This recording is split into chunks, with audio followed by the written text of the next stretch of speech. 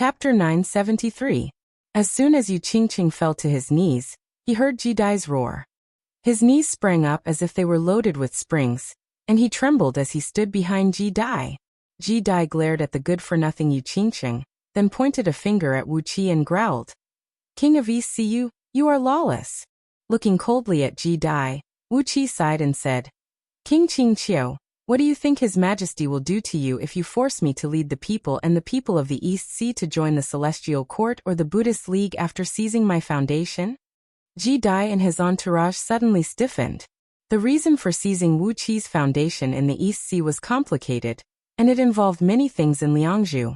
But no matter what he did, as Wu Qi said, if he led the people of the East Sea to join the Celestial Court or the Buddhist League, Ji Dai would be the first to bear the brunt of it, and even that would not quell Emperor Haozuan's wrath.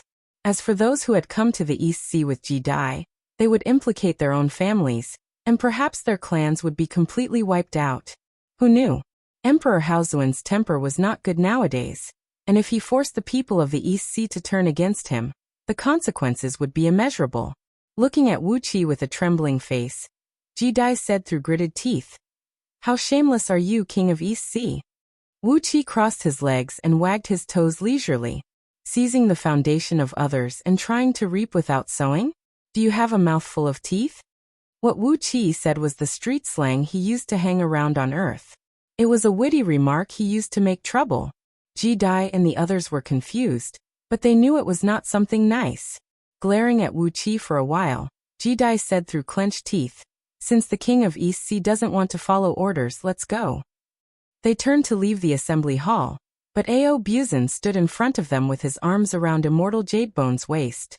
Ao Buzan stared at him with a pair of strange eyes and laughed evilly. "Want to leave? How could it be so simple? The Lord said that you have to crawl out. TSK, kneel down, put your hands on the ground and crawl. Crawl like a dog. Otherwise, Lao Tzu will tear you apart." Yuan Qing pulled out his staff and knocked it heavily on the ground, producing a dull thud that shook the entire hall. "Didn't you hear what Master said?" he growled impatiently. "Crawl out now, or I'll give each of you a blow and cut off your roots." Catfish, on the other hand, shook her head and cried out, "Don't scare them, or their flesh will turn sour and taste bad." Gold Horn, Silver Horn, Gold Feather, and Silver Feather had the most direct reaction. Below their waists, they still had the bodies of boys and girls, but above their waists they had transformed into 4 huge dragon pythons, each measuring 1,000 feet long. Gold Horn, Silver Horn, and Gold Feather spread their thick, ferocious wings at the back at the same time, and the 4 pairs of wings almost enveloped the entire hall. Ji Dai and Yu Qingqing's legs trembled as a ferocious aura filled the hall. They were so overwhelmed by it that they almost burst into tears. Just then, a series of footsteps was heard. Huang Liang rushed into the hall with nearly 100 captains clad in golden armor. "Your Highness," Huang Liang shouted. "Which reckless fool has come to Donghai to court death? Who is courting death, Your Highness? If I don't smash them to pieces today, you'll kick my head like a ball." The captains emanated a mighty aura, and their cultivation bases had all reached the Hongming Pangu heaven. Recently, Wu Qi had been operating Dark Yin Celestial Tower at full speed, selecting more than 1,000 excellent soldiers from the countless soldiers of the East Sea to train. Now all of them had achieved something, and on average, they had reached the realm of 2 or 3 stars in the 3rd Pangu heaven. The captains brought by Huang Liang were the best among them, and all of them had cultivated the cultivation techniques of the human race to around the level of 5 stars in the 3rd Pangu heaven. In terms of both numbers and overall strength, they had overwhelmed the supreme oracles and captains brought by Ji Dai. Ji Dai's face was as pale as snow. Shivering, he turned to look at Wu Qi and said through gritted teeth, "King of East Sea." Wu Qi waved his hand lightly and said, "Crawl out of the city, then bring those lackeys you brought here, and leave this place. The next time anyone tries to take advantage of the East Sea, I'll definitely kill his whole family." After pondering for a moment, Wu Qi smiled and said to Yu Qingqing, "Remember, when you go back, you must tell those who are supporting you in the East Sea that I, Wu Qi, am a loyal subject of Du. I, Wu Qi, am a loyal subject of Du, but don't you dare to plot against me. I'm a loyal subject when you're not plotting against me." But if you dare to plot against me, I'll bring all the soldiers and civilians of the East Sea to the Celestial Court right now. Well, with my current strength and influence, the 6 celestial emperors of the Celestial Court will at least give me the position of a great celestial emperor with real power. Do you understand? With a wave of his hand, he threw another slap at Ji Dai's face. The invisible slap sent Ji Dai tumbling 3 times in the air. Half of his face was smashed and all his teeth fell to the ground. I don't care who you are, snapped Wuxia. I don't care if you are a king or a supreme oracle, crawl out of the East Sea right now, or… Catfish's head had turned into a huge dragon's head. She stuck out her tongue and licked Ji Dai's face, then shook her head and said, I'm so scared that I can't eat him anymore. Can you break his legs and keep him in the barn for a few days before eating him? Ji Dai gave Wuxia a venomous look. Trembling, he lay on the ground and crawled step by step toward the front gate of the King of East Sea's mansion. When Yu Qingqing saw that Ji Dai had swallowed the humiliation, he quickly got down on the ground and crawled out the door after him. The 8 supreme oracles and the 8 generals of Hongming Pengu Heaven who had followed Ji Dai into the King of East Sea's mansion stood where they were and cried out in unison. We can die, but how can we endure such humiliation? King of East Sea, we'll fight you to the death. With a loud cry, the supreme oracles and generals were about to pounce on Wuxia. Wuxia gently waved his hand and said indifferently, Well, since you don't want to crawl out of the East Sea, do you think I'm such an unreasonable man? You can walk out of here.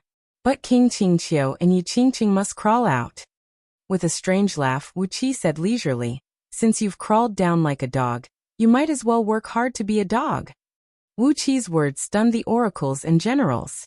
They glanced at Ji Dai and Yu Qingqing with a hint of disdain and shame in their eyes. When had the people of Diyu, especially the aristocratic clans and nobles of Diyu, ever suffered such humiliation? Even the people of Diyu had stood up straight and died honorably. When had they ever been humiliated like this?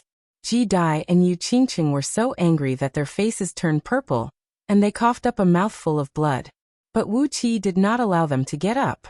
Audiobook and a group of ferocious men watched them, and forced them to crawl out of the King of East Sea's mansion, through the main gate of the King of East Sea and hundreds of miles out of the East Sea city.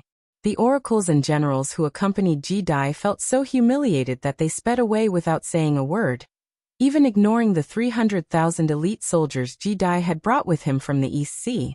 With them gone, the top forces of the East Sea that Ji Dai had brought with him were gone. The strongest ones in the army were just over 100 generals who were at the peak of the 9 stars realm of the second Pengu Heaven. Under the watch of Audiobook and the others, Ji Dai and Yu Qingqing crawled into the camp in front of the army of 300,000 soldiers. On the walls of the East Sea city, countless soldiers of the East Sea cheered and laughed at Ji Dai and Yu Qingqing, who were as timid as mice after crawling for hundreds of miles. The morale of the 300,000 soldiers Ji Dai had brought with him was completely gone, and they all hung their heads dejectedly, losing the vigor they had when they came. Before long, 300 flying ships rose into the sky as Ji Dai fled west with his army in a sorry state. Standing on the west gate tower of the East Sea city, Wuxia looked at the 300 flying ships and gently patted the battlement with his right hand. Who came up with this stupid idea of seizing the foundation of the East Sea? Wuxia glanced over his shoulder at Su Qin, who was standing behind him. Do you think there's something behind this, old mister? Su Qin stroked his long beard and said coolly, It has been a taboo since ancient times for a weak lord to have a strong vassal. Especially to Diyu, your highness is an outsider. Even the members of Diyu's imperial clan and nobles can betray Diyu, let alone your highness, a commoner from the wilderness. After a moment of pondering, Su Qin smiled faintly and said, Besides, I'm afraid that Emperor Haozuan, the human emperor. Why don't your highness send someone to Liangzhu to find out what's going on? Wuxia frowned and said in a low voice, Sending someone is like sending a sheep into a tiger's den. I'll have to go there myself.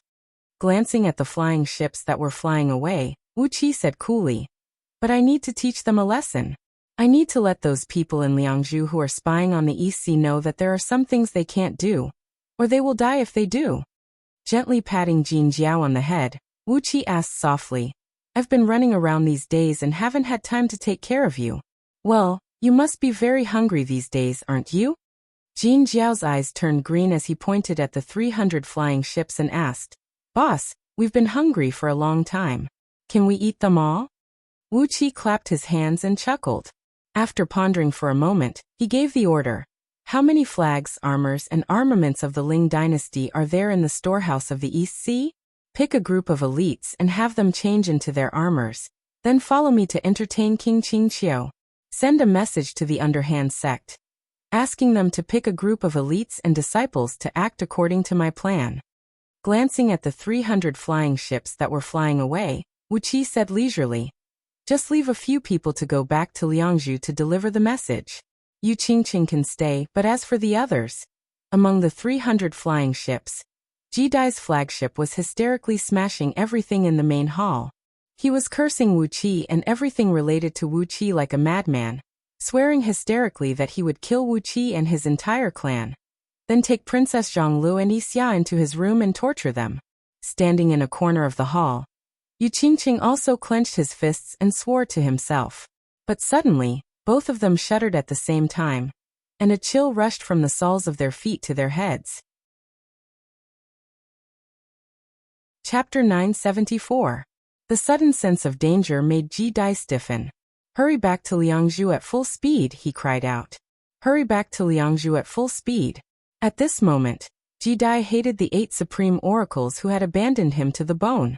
If they had not abandoned him, they could have easily brought the 300 flying ships back to Liangzhu. They were so fast that they would not have to worry about being intercepted halfway. But now, it would take them at least 3 months to get back to Liangzhu, even at the fastest speed. 3 months was more than enough for Wuqi to make all kinds of arrangements against him and kill him on the way. Without a primordial expert to hold the fort, his army of 300,000 soldiers might seem intimidating, but what was the use? The 300 flying ships left long white trails in the sky as they sped toward Liangzhu at full speed, ignoring the huge consumption of immortal stones. Even so, Jidai and Yu Qingqing felt uneasy. They kept urging their soldiers to move forward at a high speed, showing no concern for the ship's power core. Even though the ship was trembling and shaking because it had exceeded its limit, they kept flying forward at such a high speed. Fortunately, the flying ships produced by Diyu's military court were of excellent quality, so they did not break down even after flying for 3 days and 3 nights. Directly in front of the ships was a stretch of mountains that stretched for hundreds of thousands of miles, piercing the sky like blades. The terrain of this mountain range was very strange. Every mountain peak looked like a sword that had been stabbed into the ground. The strangely shaped mountain peaks were hundreds of miles tall, standing on the ground. When the strong wind blew across this place, the mountain peaks would tear apart the strong wind and let out deafening noises that sounded like the wailing of ghosts and the howling of wolves, spreading to thousands of miles away. Jidai urged the ships to speed forward. The 300 ships plunged into the mountains, flying along a winding valley that was no more than 10 miles wide between the peaks. Having lost the supreme oracles, Jidai and the others did not notice the nearly 100,000 elite soldiers in the armor of the Ling dynasty, lying in ambush on the nearby peaks. Just as the flying ship flew to the heart of the mountain range, a clanging sound suddenly rang out, and thousands of Ling dynasty's military flags flew into the air. The flags were ragged and full of cuts and holes from swords and arrows, and there were also large patches of blood stains on them, which made them look very glaring. Thousands of flags fluttered in the air, shrouding the hearts of Jidai and the others like a dark cloud. Before Jidai could give the order to respond, 3 chi energy cannons, a secret weapon of the Ling dynasty, had been loaded at the top of a mountain a few miles away. When Wu Qi saw the cannons seized from a conquered city of the Ling dynasty, Wu Qi could not help but exclaim, "What a spendthrift!" The cannons were not large in size, but the projectiles they fired were astonishing. They were the 5 elements beads condensed from acquired 5 elements energy. These pearls, condensed from the acquired essence of the 5 elements, were the material for crafting superior grade gold immortal artifacts. But Ling dynasty had developed such a deadly ballista, firing it with these rare pearls as cannonballs. There was no doubt that the power of the 1 chi spirit pill cannon was abnormal. Along with the 3 cannons were 27 5 elements beads. Now 3 of them had been loaded into the cannons. Standing on a nearby mountain, Wuxia, clad in the armor of a general of the Ling dynasty, covered his face with a golden mask. He gently waved his hand, and Huang Liang, who was wearing the same outfit, cried out, "Fire!" Amidst the frightening clappers, 3 beams of red light shot out of the cannons and smashed into the formation of flying ships under Ji Dai's command like a hot knife through butter. With a deafening rumble, 18 ships were pierced by the red light, leaving large holes about a mile in diameter in their surfaces. Heavily wounded soldiers could be seen falling out of the holes, blood gushing out of their wounds. Plumes of smoke rose from the ships as they plummeted to the ground. The bright light exploded, and a red shockwave swept across the valley. More than 30 flying ships twisted and shattered in the bright light, and even the soldiers on the ships were blown up into the sky. The power of the explosion of the 3 5-element beads spread out in all directions. 2 lofty mountains were broken in the middle, and huge rocks were sent flying hundreds of miles away, causing sparks to fly out from the surrounding mountain peaks. The huge impact sound was so loud that it made people's eardrums hurt. King of East Sea, you! Ji Dai rushed out of the main hall of his flagship and shouted, pointing his fingers and shouting. The screams stopped abruptly. Ji Dai looked in horror at the banners of Ling dynasty around him, as well as the elite soldiers armed with heavy crossbows and clad in gorgeous armors that were very different from Great Yu's, who had quietly appeared on the mountains in all directions. On nearly 100 mountains, 100,000 soldiers pulled the trigger at the same time. Each of the 100,000 crossbows was equipped with 12, 24, or 36 bolts. The bolts of the Ling dynasty were very delicate. Arrows of the same length were generally only 1/3 to 1/4 the diameter of Yu's standard bolts.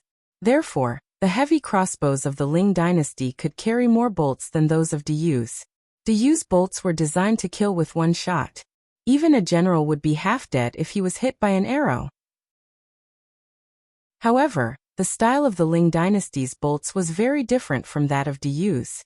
In addition to all kinds of armor-piercing and curse-breaking talismans, the bolts also had other useless talismans, such as whistling and glowing.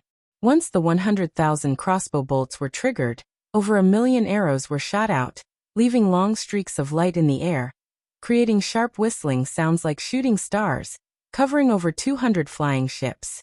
The bolts weaved into a huge net and swept across the ships that did not have time to activate their defensive mechanisms, causing the soldiers on the decks to fall like dumplings.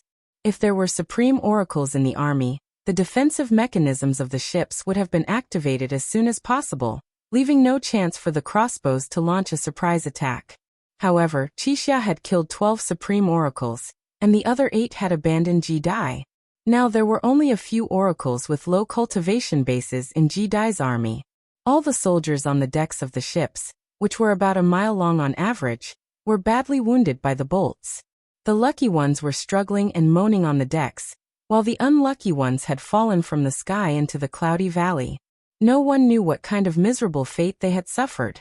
Goldhorn, Silverhorn, and the other fierce beasts under Wuqi's command, who ate human beings for pleasure, were hiding in the valley, happily opening their mouths to devour the food that fell from the sky. Every drop of the blood essence of these powerful human soldiers contained a strong life force, which was the best tonic for Goldhorn, and the others to improve their strength. Amidst Ji Dai's panicked and disorganized command, over 200 ships that had survived the bombardment rushed out of the valley and headed for Liangzhu as fast as they could. Standing on the deck with trembling hands and feet, Ji Dai threw his head back and roared. "Why are there soldiers of the Ling dynasty here? Why are there soldiers of the Ling dynasty here?" Yu Qingqing's face was livid. He knew more or less where these soldiers of the Ling dynasty came from, but who would believe him? Where was the evidence? Wu Qi did not order the soldiers to chase after them. Although human soldiers could fly for a short time, it was unrealistic to compare their speed with the ships. Huang Liang led the soldiers back to the East Sea, while Wu Qi and a group of fierce beasts followed Ji Dai's ship from a distance. After a few more days, an extremely treacherous mountain blocked the way of the flying boat like a screen. Hundreds of miles high and thousands of miles wide, the mountain was pitch black and emanated a ferocious aura. A stream of grayish-white energy shot up into the sky from the top of the mountain, and turned into 3 looming gray lotus flowers. Ji Dai, who was fleeing with a venomous heart, looked at the 3 gray lotus flowers and ordered without hesitation. How dare itinerant immortals openly cultivate here? What do they think Diyu's decree is? Men raze this itinerant immortal lair to the ground for me. Yu Qingqing wanted to persuade Ji Dai, but Ji Dai would not listen. 30 flying ships with more than 20,000 soldiers rushed toward the mountain. The decks at the prow of the ships opened to reveal powerful heavy-duty crossbows. But before they could fire, a soft cry came from the mountain. Tu Xiaobai rushed out with a group of underhand sex demon immortals. Wielding a pair of huge hammers, she glared at them with her red eyes and smashed the flying ships to pieces with the hammers. One after another, the demon immortals at the rear unleashed their immortal binding chains, demon binding chains, and other restraining magical treasures, capturing all the soldiers. Tu Xiaobai gave Ji Dai and the others a fierce glare, then unleashed the spiritual pressure unique to a primordial immortal, and smashed into them. Ji Dai and Yu Qingqing coughed up mouthfuls of blood, and once again ordered the army to flee at full speed. After fleeing for another 5 or 6 days, Ji Dai saw a dozen fiend immortals in front of the fleet, clad in black robes and shrouded in roiling fiend auras. They were at most heaven immortals, carrying baskets filled with worthless herbs on their backs. Ji Dai was overjoyed. Having suffered 2 defeats in a row, he immediately ordered the fiend immortals to be captured alive, so he could vent his anger. As a result, the fiend immortals were easily captured. But as soon as Ji Dai cut off the arm of one fiend immortals, a large cloud of dark clouds came rolling over. More than 1,000 fiend immortals with the cultivation base of gold immortals gritted their teeth and launched a frenzied attack. How could Ji Dai's army, with only a few hundred second Pango heaven generals, withstand the onslaught? One flying ship after another was destroyed, and only about 90 managed to escape, while the captured fiend immortals were rescued. Only then did Ji Dai realize that he had stirred up another hornet's nest. Although the cultivation base of those fiend immortals was weak, they had a strong backing. After being severely wounded 3 times in a row, even Yu Qingqing began to wonder if he and his men had run into bad luck this time. A few more days passed, and they would be back in Yuxiong Plain in a month's time. Suddenly, Ji Dai saw a beautiful girl flying past on a flying sword in a corner of the fleet. For some reason, Ji Dai ordered his men to stop the girl and flirt with her with obscenities. The frightened girl suddenly screamed, "Godfather, someone is bullying Shuemei." A furious roar towered into the sky as a tricolored flame swept across the sky. The furious Supremacy 3 flame was cursing Ji Dai's mother, breathing flames that scorched Ji Dai's soldiers, and then burned Ji Dai's thighs into a plume of smoke. Ji Dai howled miserably. Finally, he activated his life-saving talisman and fled back to Liangzhu with Yu Qingqing. The 300,000 soldiers he brought with him were all wiped out. Chapter 975.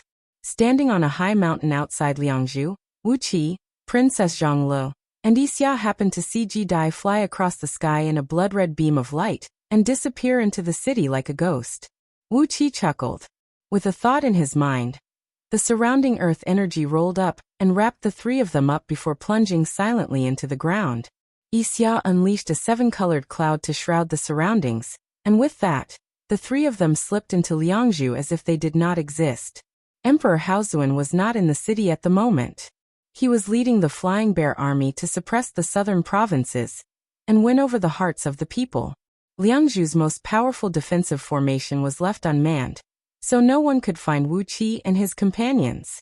There should be Dao-breaking experts in the secret palace of Diyu, but according to the tradition of the human race, such experts would either hibernate or hide in secret caves to cultivate in seclusion. They would never pay attention to the ordinary affairs in Liangzhu. So Wu Qi and his companions entered the city without any trouble, following the aura left behind by Ji Dai into King Yangshan's mansion. Along the way, Wu Qi marveled at how lucky Ji Dai was. As expected of King Yangshan's eldest son, he must have some good life-saving treasures. According to Wu Qi's instructions, Ji Dai's death could be regarded as a warning to those with evil intentions, and Yu Qingqing should be left behind to report back to Liangzhu. But Ji Dai was protected by a spirit talisman, and when he transformed into a blood-red beam of light, even Supremacy 3 Flame could not catch up with him, and could only watch him flee.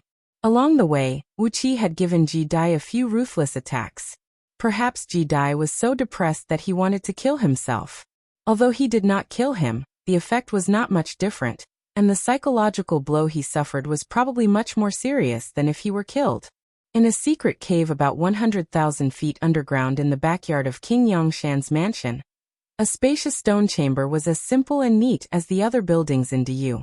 This stone chamber was built with black stone slabs that were several tens of feet thick, and had a length of 1,000 feet, and a height of 100 feet.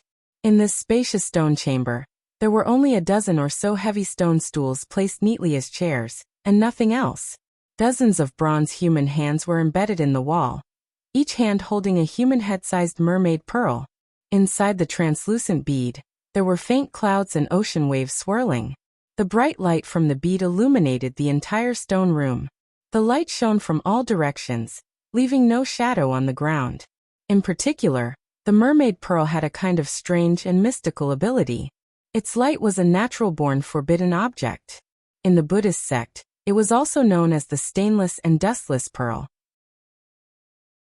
Ordinary forbidden spells would emit different colored smokes and smells when they came into contact with the light emitted by the mermaid pearl, which was enough to attract the attention of others. The fact that so many rare mermaid pearls were used as lamps showed that this secret cave was an extremely important place in King Yongshan's mansion. When Wuqi, Princess Zhonglu, and Yixia entered the stone chamber, they were also repelled by the light from the mermaid pearl.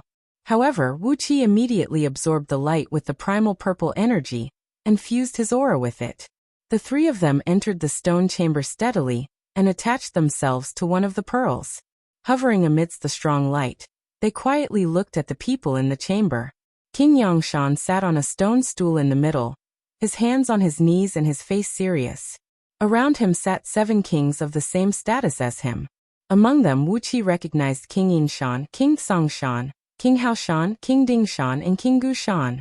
All 5 of them were King Yongshan's diehard followers. The other 2, as they were called, were King Yuanshan and King Jingshan.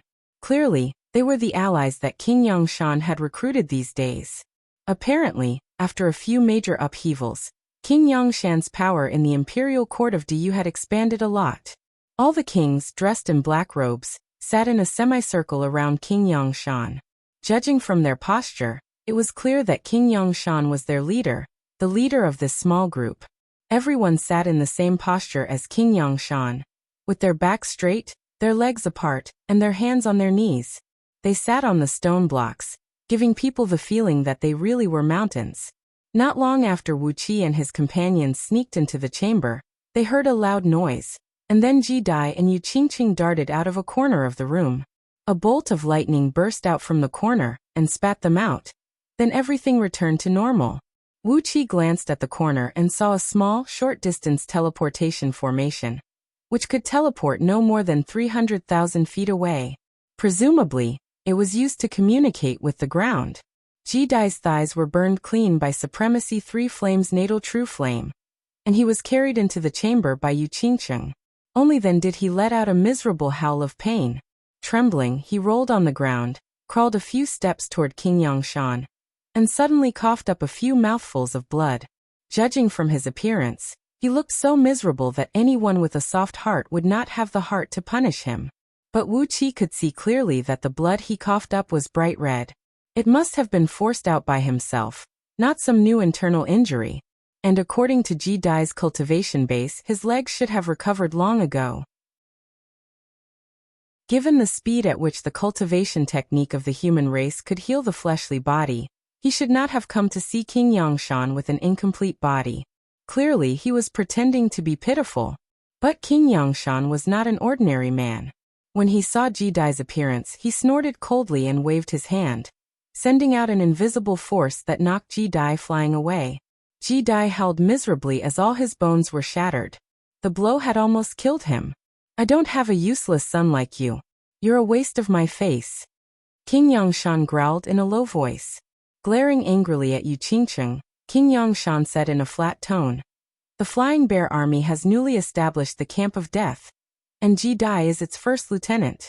Master you can help Ji Dai with military affairs. Now get the hell out of here. Yu Qingqing shuddered with fear.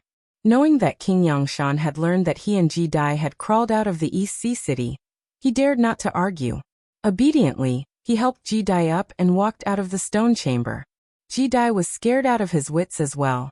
His bones were broken, but he dared not to make a sound, and let Yu Qingqing take him out. Wu Qi and Princess Zhang Lu exchanged a glance and smiled. The so-called Death Battalion was an army similar to a suicide squad. Ji Dai's defeat had obviously lost King Yangshan's favor, and he would have to bear the consequences in the future. But then again, it was easy for a suicide squad to make meritorious service. If Ji Dai could fight with his life on the line, perhaps his future would still be bright. King Yangshan, whose face was trembling with anger, cursed in a low voice. What a useless unfilial son. He should really be stripped of his throne. Don't be angry, Brother King, King Yinshan said coolly. Young people are inexperienced, so a little mistake is not a big deal. It's just that we have to think of a way to get rid of this King East Sea. Wu Qi's ears pricked up at King Yinshan's words. Why King Yangshan and the others were against him, and why they sent Ji Dai to plunder his peaches. These were all questions in Wu Qi's mind. Suddenly, King Songshan sneered and said, Those who are not of our race must have a different heart. This guy has snuck into Diyu and has been showing his loyalty. He deserves to die. Wu Qi was shocked. What did he mean by, those who are not of our race must have a different heart? Why did he say that?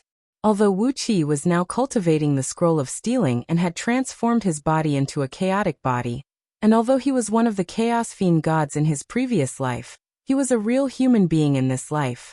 He was not some scourge, and he had no conspiracy against Diyu. So, why did he use this word to describe himself?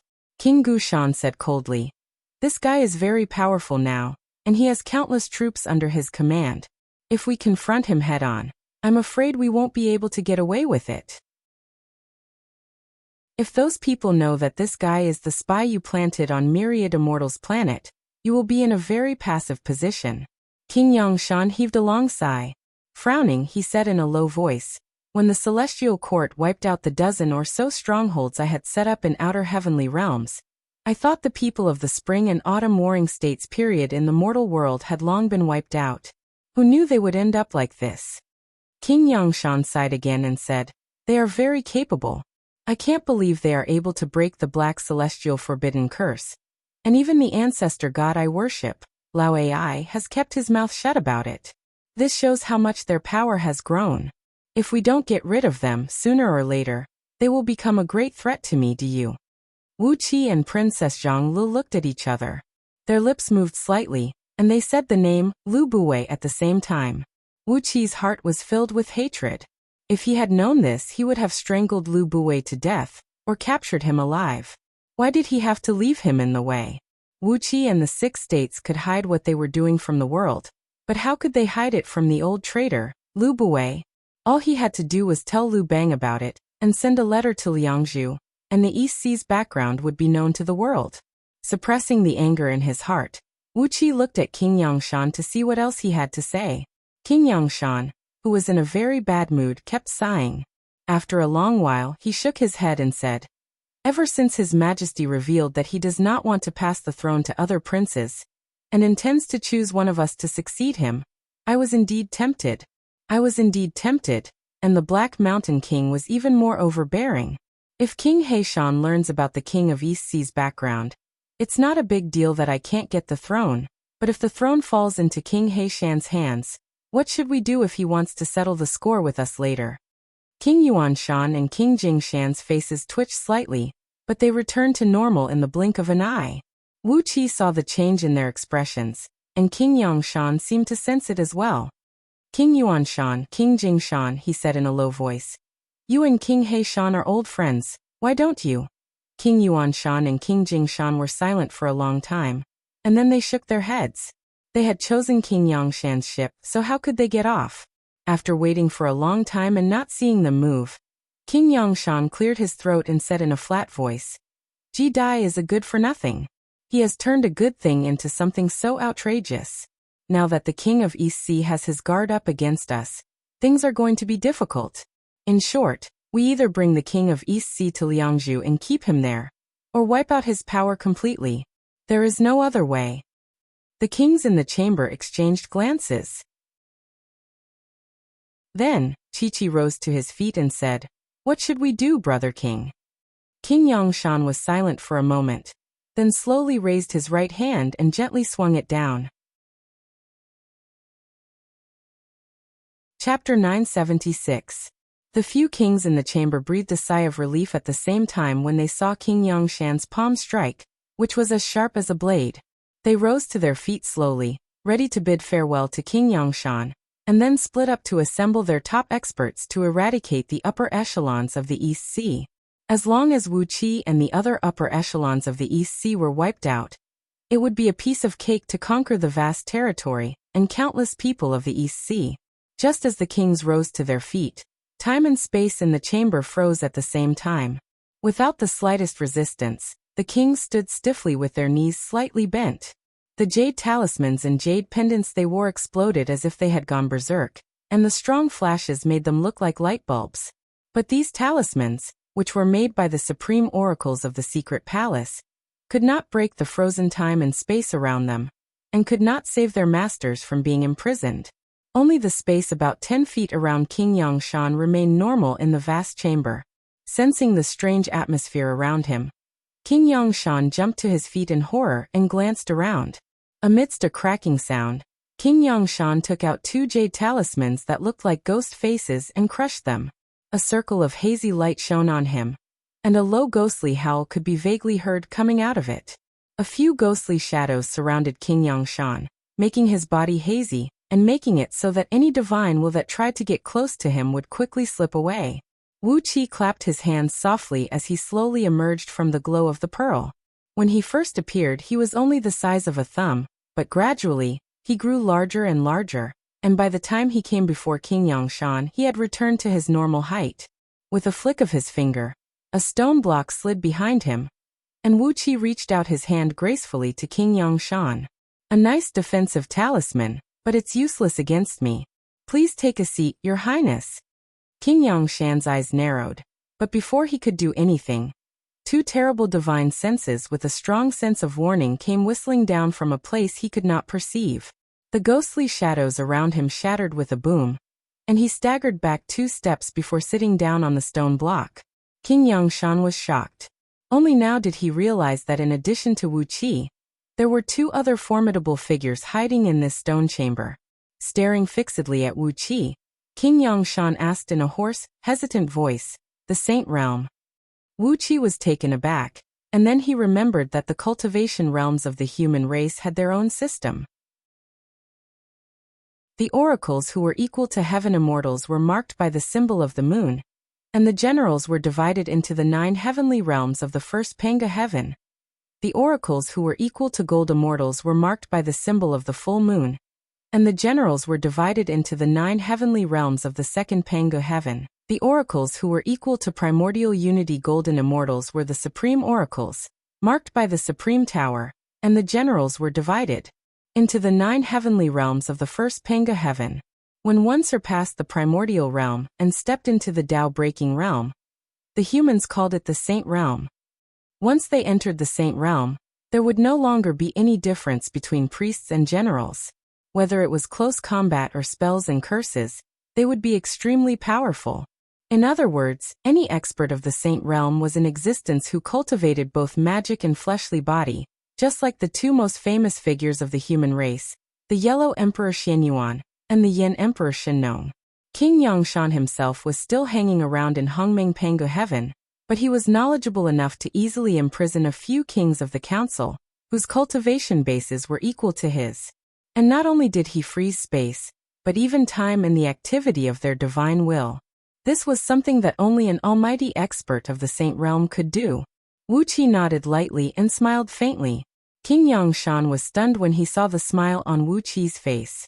According to the information provided by Lu Buwei, how many years had it been since Wuxia began to cultivate seriously? And how many years had it been since he entered Panga continent? Even if he had a rare constitution that allowed him to cultivate both magic and fleshly body, how could he have stepped into the Saint Realm? And it seemed that his cultivation base was extremely astonishing, for he could imprison a few kings of the council without batting an eyelid. No one who had just stepped into the Saint Realm could do this. The Saint Realm. King Yongshan heaved a long sigh and said, "The cultivation techniques of the human race are the fastest, but after stepping into the realm of supreme heaven and the realm of primordial, the speed has slowed down.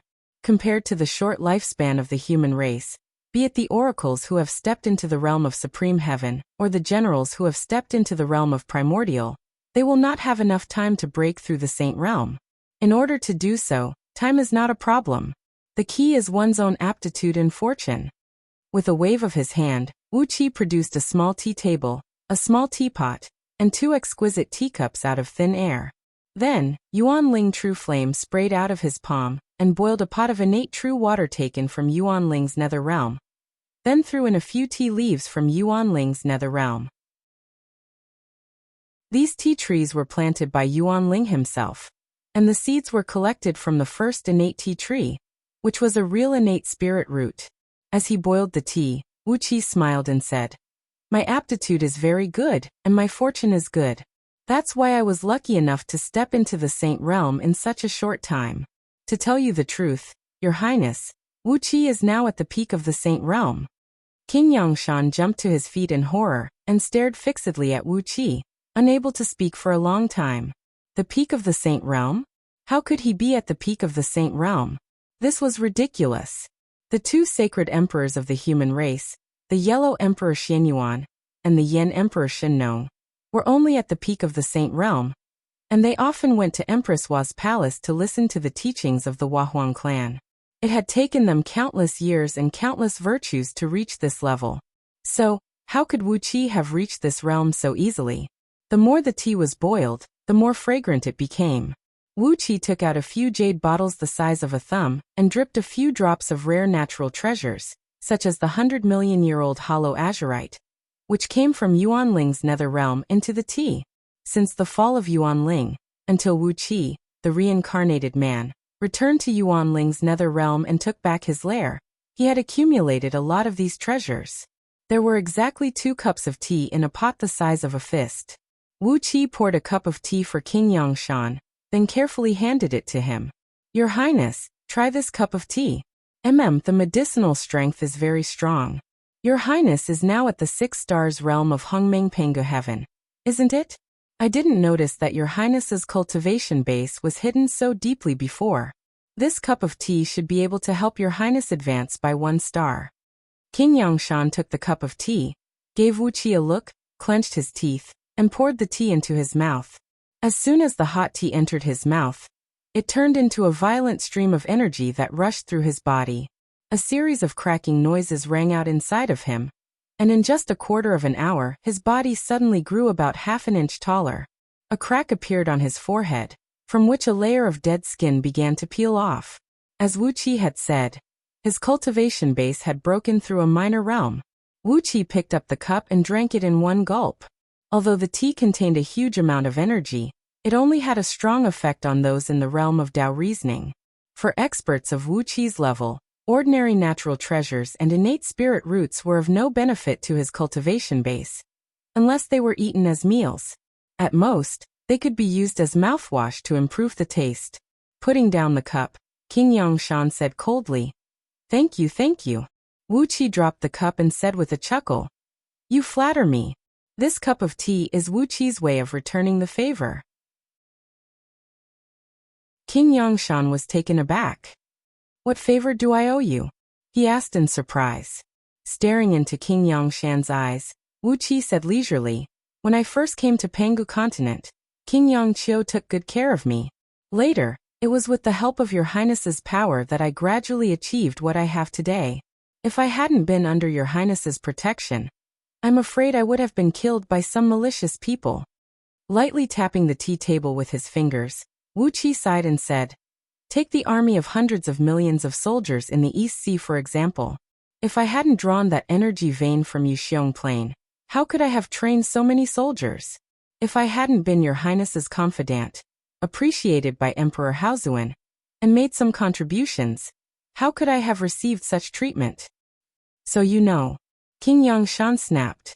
With a flip of his palm, Wuqi sent out a gust of evil wind, forcing all of King Yangshan's words back into his stomach. Do you want to hear what I'm thinking? Wuqi said with a cold grin.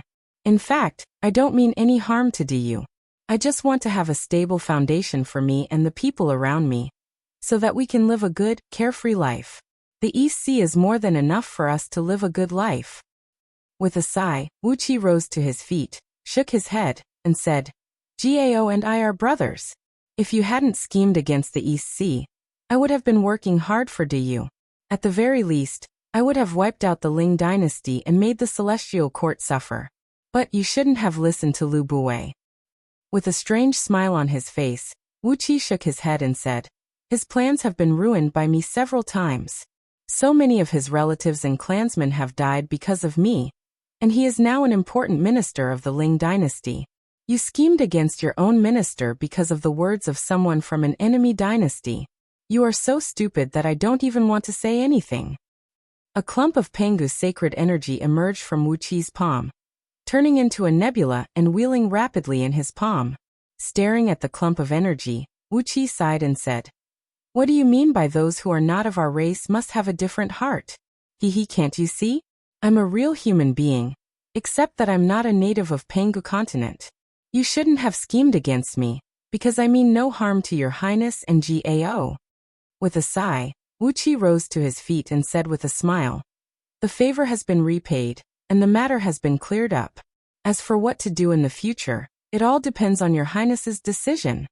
Tilting his head, Wuqi said in a frivolous manner, But since your highness and all the kings of the council have made it clear that I may cause harm to you, then I'll do a little harm to you. Well, of course, as long as your highness is not stupid enough to reveal my identity, the king of Black Mountain will not be able to use my background to attack your highness. Your highness is still very confident in inheriting the throne. With a loud laugh, Wuqi transformed into a beam of green light and disappeared into the distance. Xia and Princess Zhonglu followed closely behind Wuqi. The confinement around them suddenly vanished, and the few kings of the council continued to rise to their feet as if nothing had happened. It was as if what had just happened did not exist in their senses. Looking at the bare stone chamber, King Yangshan felt a chill in his heart. He had no idea what Wuqi was going to do, or how he was going to harm you. All of a sudden, the surroundings began to shake violently. As the kings rushed out of the ground, they soon received a piece of earth-shattering news. The Panga's map, a secret treasure hidden in the depths of Diyu's palace, had been taken away by an unknown person, and the 12 supreme oracles guarding the treasure were all knocked out before they could even see who it was. All their belongings were robbed, and even their supreme towers were opened by someone with a mystic art. All their life savings were taken away. King Yangshan's vision darkened, and he almost fainted. Chapter 977. Emperor Haozuan was touring the southern region, and not in Liangzhu. Together with Princess Zhonglu and Xia, Wuqi easily snatched the Panga's map from the secret vault in the deepest part of Diyu's imperial palace, and robbed all the oracles guarding it. It was Xia's wicked hobby. Although Wuqi had stopped her from turning these oracles into dried corpses, he could not stop them from becoming poor. After sending Princess Zhonglu and Xia back to the East Sea to guard against King Yangshan and others doing anything to the East Sea, Wuqi brought the Panga's map to Great Horn's lair. It happened that Yao Ling was visiting Great Horns, so Wuqi and the two of them opened the Panga's map, and were admiring the extraordinary artifact that was said to be the Great Saint Panga's cornea. Wuqi thought the origin of the artifact was quite reliable. If it was not the organ in Panga's own eye, what other artifact could easily monitor everything on Pengu continent at any time? Even the slightest changes in the underground energy veins would be reflected by the artifact. So the origin of the artifact could only be explained by the Great Saint Panga's cornea. The Panga's map had no specific entity. It was just a drifting mass of colorful light. If one shrunk it, it could shrink to the size of a palm, and if one wanted to expand it, it could become tens of thousands of miles or even millions of miles in circumference. As long as one wanted, It could expand almost endlessly. Once the colorful light expanded, there would be a light screen in it that reflected the mountains and rivers on Pangu continent. By communicating with it with divine sense, one could see what was happening somewhere on Pangu continent at any time. At the moment, Wuxia was communicating with the light screen with his divine sense, focusing his attention on the sky above Liangzhu. The image of Liangzhu appeared in the light screen, which had expanded to about a mile in circumference. Nearly 100 supreme towers could be seen hovering over the city, and the imperial palace was densely packed with soldiers.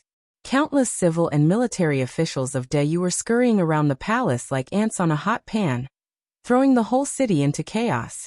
Some supreme oracles had set up altars on the surrounding mountains, trying to activate some restrictive spells to conceal the city, but nothing could escape the surveillance of the Panga's map. After all, Liangzhu was built in the middle of Yuxiong Plain, which was said to be the great Saint Panga's heart. So all the defensive spells in the city were laid out with the infinite energy of Yuxiong Plain. The special terrain determined that Liangzhu city had no defensive power in front of Pangu's map. It was like a giant trying to see the lines on his palm. How could a few germs stop a giant from doing that? While Qi's Wuqi's book Tian Nation's Qi who was who of nation of Pipu Ping, Shan Mountain, Yu spirit of the Ling, the Wu of mountain of King Wulonglong's mountain, Ming Dynasty Tian County, Muhua, Yu Ling, who Wu Yu of. While drinking, Great Horns laughed and said, "What a great treasure!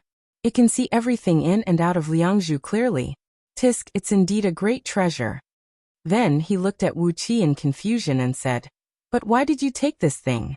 It's an extraordinary treasure given to the human emperor by the Wahuang clan to monitor the whole Pangu continent. Now that you've taken it, the Wahuang clan will come after you in the future." Wu Qi smiled indifferently. The Wahuang clan was trapped in her house by the 7 old monks, and by the time she came to settle the score with Wu Qi, the storm would have long passed. By then, Wu Qi would have successfully fused with the Tao, and he would not be afraid even if the Wahuang clan resorted to violence. Besides, he did not take the treasure to attack the 7 Buddhist patriarchs and the 9 Tao patriarchs. What excuse did the Wahuang clan have to come after him? As he touched the Panga's map with his finger, colorful ripples spread across the colorful light screen. Wu Qi told Great Horns and Yao Ling why he had taken the treasure. To refine an extraordinary treasure that could monitor all living beings on Pangu continent. Once they died, their souls would be forcibly sucked into the treasure, and a passage would be built inside it that led directly to the 6 paths of reincarnation. Once the souls were sucked in, they would be sent directly into the 6 paths of reincarnation, and there would be no chance for them to become deities. Great Horns' eyes gleamed as he listened, while Yao Ling twisted her waist excitedly, causing her 100-mile-long dress to flutter like a cheerful bird. The means by which the 7 Buddhist patriarchs and the 9 Tao patriarchs became deities was nothing more than an extraordinary treasure that could suck in the souls of suitable people. Like Wu Qi's idea, the treasure could monitor the entire Pangu continent, and once a suitable person died, their souls would be immediately sucked in and stored in the treasure, waiting to be conferred deities. It was conceivable that the souls of those who died would be strictly screened, and only those who were inclined to the Celestial Court or the Buddhist League, or those who had some special bloodlines would be sucked in. Needless to say, those who were inclined to the Celestial Court and the Buddhist League were conferred as Celestial Lords, which was in their best interest. But for those with special bloodlines, that was because some ancient stars could only be better fused with their natal star power by possessing unique bloodlines. If it were an ordinary bloodline, it would be impossible for them to mobilize its full power. So what was the point of being conferred as Celestial Lords? It would be a great victory for the Holy Alliance if they could take away half of the deities reserved by the Celestial Court and the Buddhist League. Great Horns rubbed his palms excitedly. He threw his head back and roared a few times, then turned to stare at Wu Qi and asked, "How do I craft this thing?" Wu Qi narrowed his eyes and smiled confidently. "Don't forget what I'm famous for among the Chaos Fiend gods. I may not be as good as you in other fields, but when it comes to artifact crafting and pill concocting, those few old fellows can probably be a match for me, right?" In terms of artifact crafting, even after so many years, Wuqi was still confident that he could beat the 7 Buddhist patriarchs and the 9 Tao patriarchs. They had established sects and worked hard to expand their power. In other words, they did not have much time to study an unorthodox art. They were all Tao-fusing experts, which meant that they had spent all their efforts in studying the heavenly Tao and cultivating their foundations over the years, and they did not have much time to waste on an unorthodox art such as artifact crafting. Therefore, Wuqi was confident that he could craft the Panga's map into a powerful artifact that was more powerful than the artifacts in the hands of the 7 Buddhist patriarchs and the 9 Tao patriarchs. He could even figure out what they had used to craft the artifacts they had now. The cosmic mirror of rivers and rivers of the celestial court was also a spirit artifact that could allow them to see the entire Pangu continent in an instant. They must have used it as the foundation to craft the artifacts. Compared to the Panga's map, the cosmic mirror of rivers and rivers of the Panga's map was still an exotic artifact, and it was not as effective as the former in patrolling Pangu continent. On top of that, Wuqi's artifact crafting technique was better than the 7 Buddhist patriarchs and the 9 Tao patriarchs. As long as there was a powerful figure presiding over it, Wuqi was confident that he could make them vomit blood with anger. Great Horns and Yao Ling's eyes gleamed with excitement as they listened to Wuqi's explanation. They immediately tore open the void and roared a few times. Before long, Wu Divinity, Lord Changmu, and Lord Wuling, the 3 Tao-fusing experts, arrived as well. After hearing the news, the Universal Light God Lord, whose body was made of countless red light balls that gathered and scattered like a group of fireflies, rushed over after hearing the news. The beautiful woman, Green Lady, who rode a 100-legged beetle the other day, also rushed over after a quarter of an hour. Following closely behind her was Old Cloud Lord, whose body was made of the first strand of cloud in the innate world. The last to join in the fun was Lord of Light, who had a bull's head and a human body, with a long, sharp horn growing out of every vertebra from his neck to his tailbone. These people had different lives, but they were all supreme existences in the realm of Tao fusing, and they were unrestrained people who loved freedom. The other members of the Covenant Alliance were setting up some means to target the Celestial Court and the Buddhist League in other places, so they were the only ones who could come now. As the reincarnation of Yuan Ling, the #1 chaos fiend god in alchemy and artifact crafting, Wuqi told everyone his plan. The group of almighty experts clapped and laughed happily, saying that it was the best way to deal with the 7 Buddhist patriarchs and the 9 Tao patriarchs. They wanted to choose the right people to sacrifice and send their souls to the deification realm, to strengthen the Tao League and the Buddhist League. If that was the case, they would take drastic measures to ruin their plan. In particular, Lunyang, who was riding on a 100-legged beetle, promised Wuqi that if he could really refine the Panga's map into a suitable treasure, she would explain the matter to the Wahuang clan afterward, and she would certainly not let the Wahuang clan cause trouble for Wuqi. Yao Ling also made the same promise. After all, as one of the few women among the Tao-fusing experts, they had a good relationship with the Wahuang clan, so it was not a big deal for them to come forward and ask for a favor. After getting their assurance, Wuqi put down the last bit of worry in his heart and began to make a thorough arrangement. To refine the treasure in Wuqi's mind, the Panga's map alone was not enough as the main material. He needed countless other auxiliary materials, all of which were extremely rare innate divine objects. It took Wuqi 3 days and 3 nights to come up with a list of all the materials that he could possibly use, and those that he had to use. What surprised Wuqi was that they were worthy of being experts of the Tao-fusing realm. Although Great Horns and the others knew nothing about artifact refinement and pill concoction, as supreme existences of the Tao-fusing realm and standing at the pinnacle of Pangu continent, they had collected countless materials over the years and carried them with them. He had been worried that he would not be able to gather all the materials, but with just the private collections of Great Horns, Yao Ling and Duke Wuling, he had gathered all the materials Wuqi needed. Wuqi did not stand on ceremony. He immediately asked for a lot of natural treasures that they could not use but were of great use to Wuqi, and these people generously emptied their inventories and gave them to Wuqi. After all, Great Horns and the others knew that these things were just decorations in their hands, but when they were in Wuqi's hands, only God knew what he could make out of them. A direct conflict with the 7 Buddhist patriarchs and the 9 Tao patriarchs was likely to break out in the future, and perhaps an extra innate spirit artifact would give them a better chance of winning. With these materials in hand, Wuxia gathered the people present and ordered them to breathe out their natal true flames. With the help of their flames and his Yuanling true flame, Wuxia released the Panga's map into the heaven-refining cauldron. Everyone's natal true flames melted into a purple flame that looked like a crystal, and Wuxia carefully put it into the cauldron. Dark Yin's celestial tower flew up from the top of Wuxia's head, and the time around him suddenly sped up by 100,000 times. Great Horns and the others casually cast a beam of light at Wuxia's Dark Yin's celestial tower, speeding up the time by 1,000,000 times, so much so that Wuxia almost could not get used to it.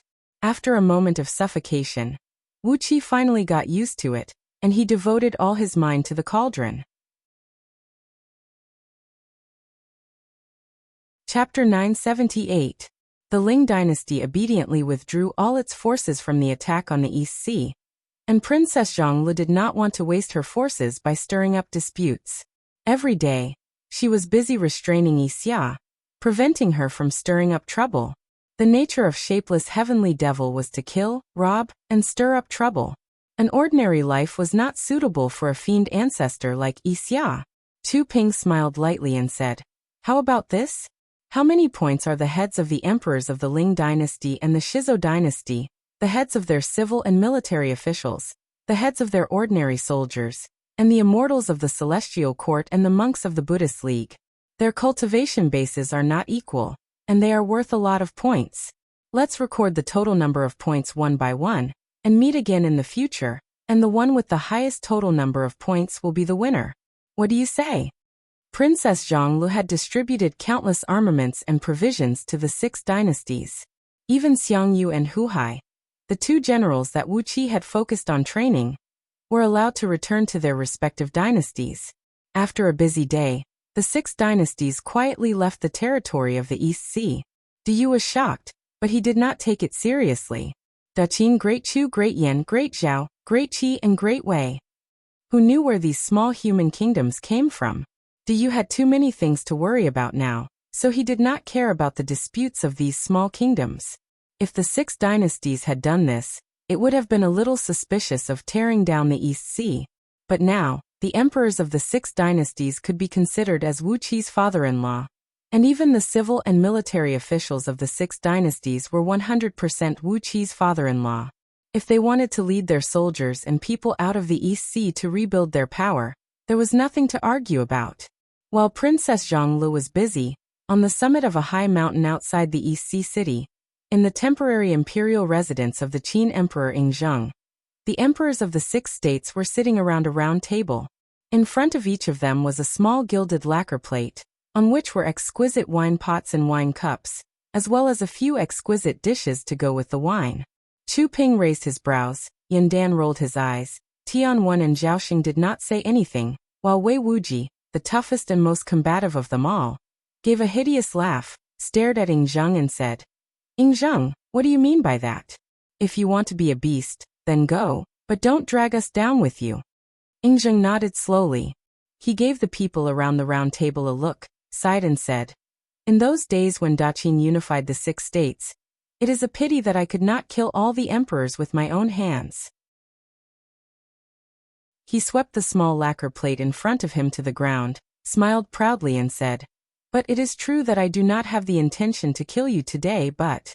Yingzheng, Chu Ping, Yan Dan, Wei Wuji, Tianwen, Zhaoxing, and the emperors of 6 states were drinking and enjoying the peach blossom forest outside the hall through the open floor-to-ceiling window. Yingzheng had chosen a good place to build his temporary imperial residence. The climate of this peach blossom forest was at least 10,000 years old. The trunks of the trees were twisted like dragons, and the branches were as hard as steel. The few leaves on the trees were lined with large peach blossoms with red petals and green pistils. The peach blossoms on the trees looked like they were on fire, dyeing the entire mountain red. With a slurping sound, Yingzheng tipped the wine pot over, sucked the last drop of wine into his mouth, and gave the pot a strong shake to make sure that there was no more wine left in it. He put down the wine pot, lightly tapped the round table with his finger, and suddenly breathed out a long sigh and said, "What a wonderful time, beautiful scenery, fine wine and delicious food. Life is like raising a pig, and you and I are both animals." Wuxia laughed. She sat down excitedly at the round table and began discussing the details of the bet with the 6 crafty emperors. As for the sudden haunting in East Sea City, where people stripped naked and ran wildly around the city in broad daylight, or some other strange things, these were, of course, the little tricks that Wuxia came up with out of boredom. Invisible heavenly fiend had such a nasty character, and what could you do to her? Princess Zhonglu could only spend her days putting out fires, which made her look haggard and haggard. Ingzheng, who was waving his arms and legs excitedly, sprung to his feet and cried out in a stern voice, "She has won the bet. Your Majesties are all heroes, so why can't we? Even those who are ordered around like dogs dare to fight for the human emperor. So why can't we? Your Majesties, in the past, the strength of the 6 states was weak, and we had to seek refuge in the East Sea. But today we are strong and have fought many wars for the East Sea, so we have repaid the favor." Wei Wuji laughed and said, "When have the soldiers of Wei ever been any weaker than Great Zhao?" Yin Dan grabbed the wine pot and poured himself some wine, but it suddenly turned into a wisp of smoke and dissipated in his palm. "Since we entered the East Sea, life has indeed become much more peaceful," Yin Dan said with a sigh. "If it were not for the fact that Princess Zhonglu could still control Wuxia, she would have long been in cahoots with Catfish and the other ferocious fiends under Wu Qi's command, and gone to harm the Ling dynasty." King Yangshan knew that those who came with good intentions would not come with good intentions. The fact that the 6 states had openly flashed their banners proved that their overall strength could not be underestimated. Wuxia's eyes flickered with an amused but dangerous gleam. Ingzheng and the others exchanged a glance, then suddenly burst out laughing and said, "That's good, that's the best. Since Miss Wuxia has said so, what else do we have to say?" Ingzheng shook his head and sighed. "I thought all of you had been raised into fat pigs by the comfortable life in the East Sea. Hee hee hee hee." After laughing for a while, Ingzheng gently tapped the round table with his fingers, then looked up at the sky and sighed. "We have more than 100 million soldiers and countless people. Do you still remember who you are? We are the monarchs of the 6 states, the mighty lords of the warring states." Yin Dan stuck out his chest and said proudly, "I'm afraid we can't kill each other now. So let's use those pigs and dogs to decide who is the winner. Whoever can take the heads of the emperors of the Ling dynasty and the Shizo dynasty will be the winner. What do you think, Your Majesties?" As the sea breeze blew, flower petals drifted down with the wind and turned into red tornadoes that soared into the sky. The scenery was indescribable, and only those who were in it could understand its soul-stirring charm. But the 6 men sitting in the hall were all resolute, and could even be considered cold and indifferent. They just watched the beautiful scenery quietly, and no one said a word.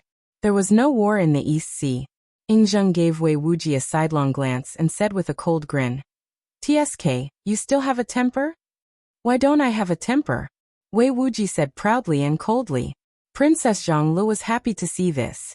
She generously divided the huge army in the East Sea into 7 equal parts, and gave each of the 6 states 1/7 of the army. Moreover, Princess Zhonglu also promised that as long as the 6 states needed it, the new soldiers trained in the East Sea would be given priority to the 6 states. Ingzheng let out a long and loud laugh and said, "That's great. Who do you think that Zhang Tingyin is? In my opinion, he is nothing but a foppish man who is worse than a pig or a dog. How dare he covet the throne of the human emperor? If your Majesties have the heart, let us lead the army of the 6 states and turn Pangu continent upside down."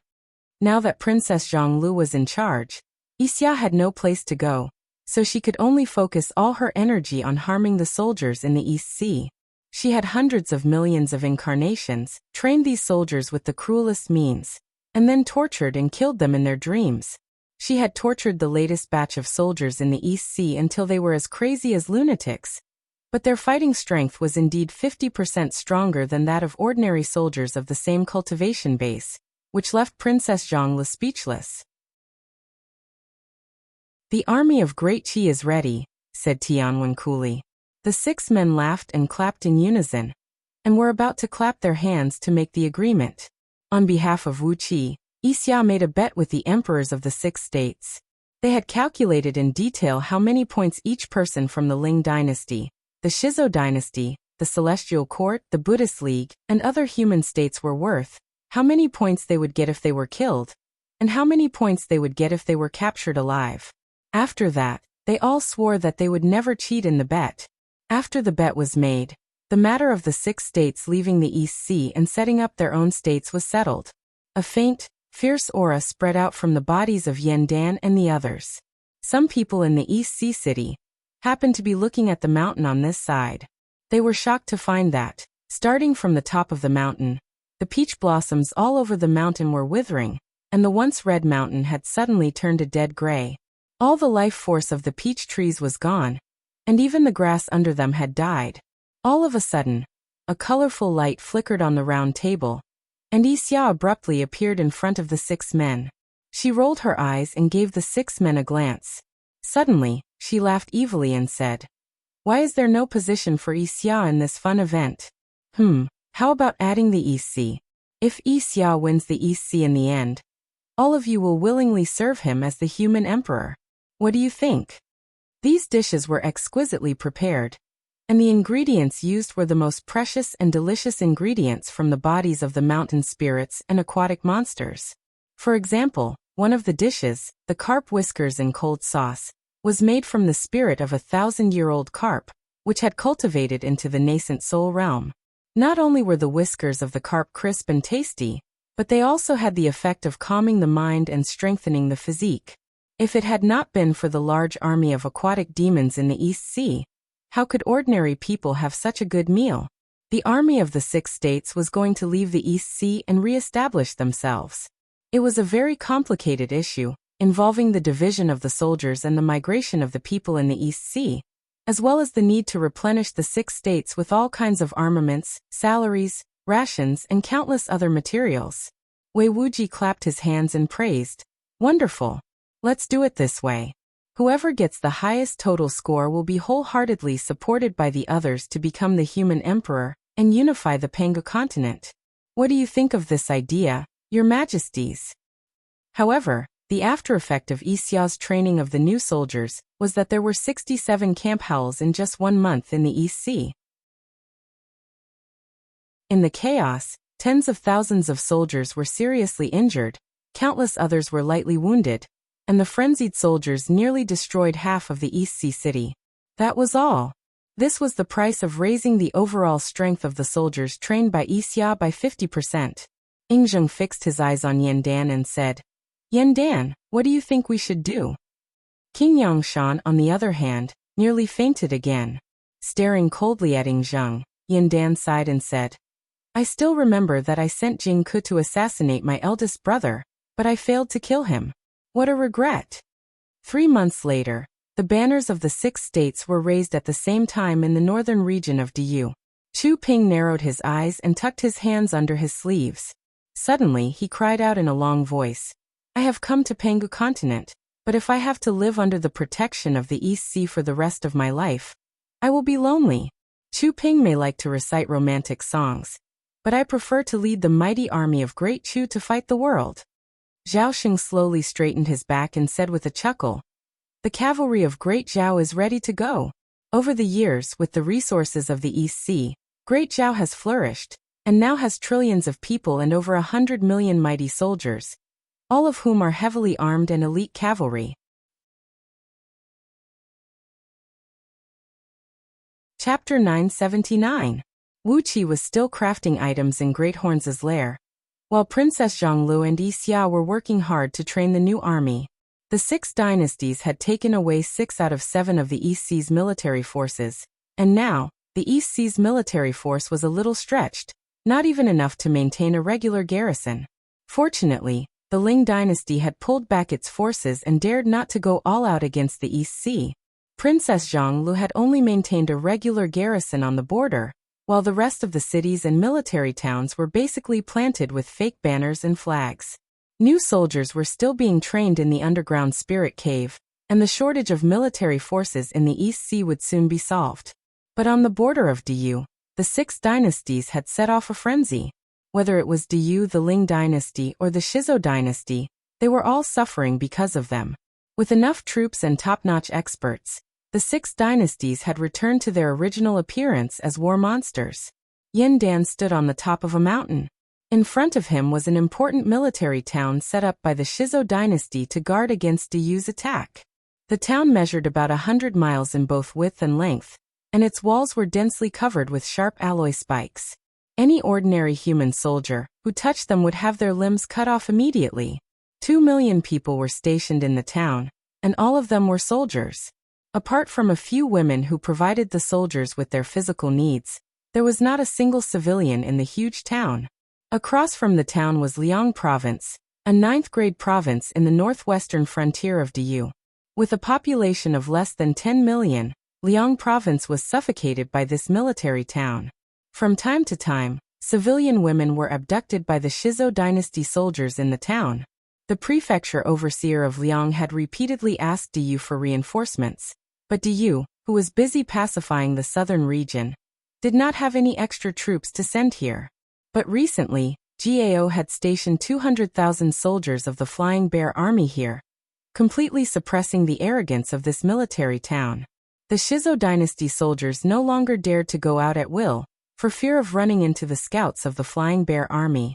After all the soldiers of the Flying Bear Army were at least in the Panga Heaven realm, and over 90% of the soldiers in this military town were at the first Panga Heaven realm. Therefore, they did not have the courage to fight against the Flying Bear Army. Only with the help of the freakishly solid city wall and the powerful defense mechanism of the military town, the military town managed to resist the attacks of the Flying Bear Army.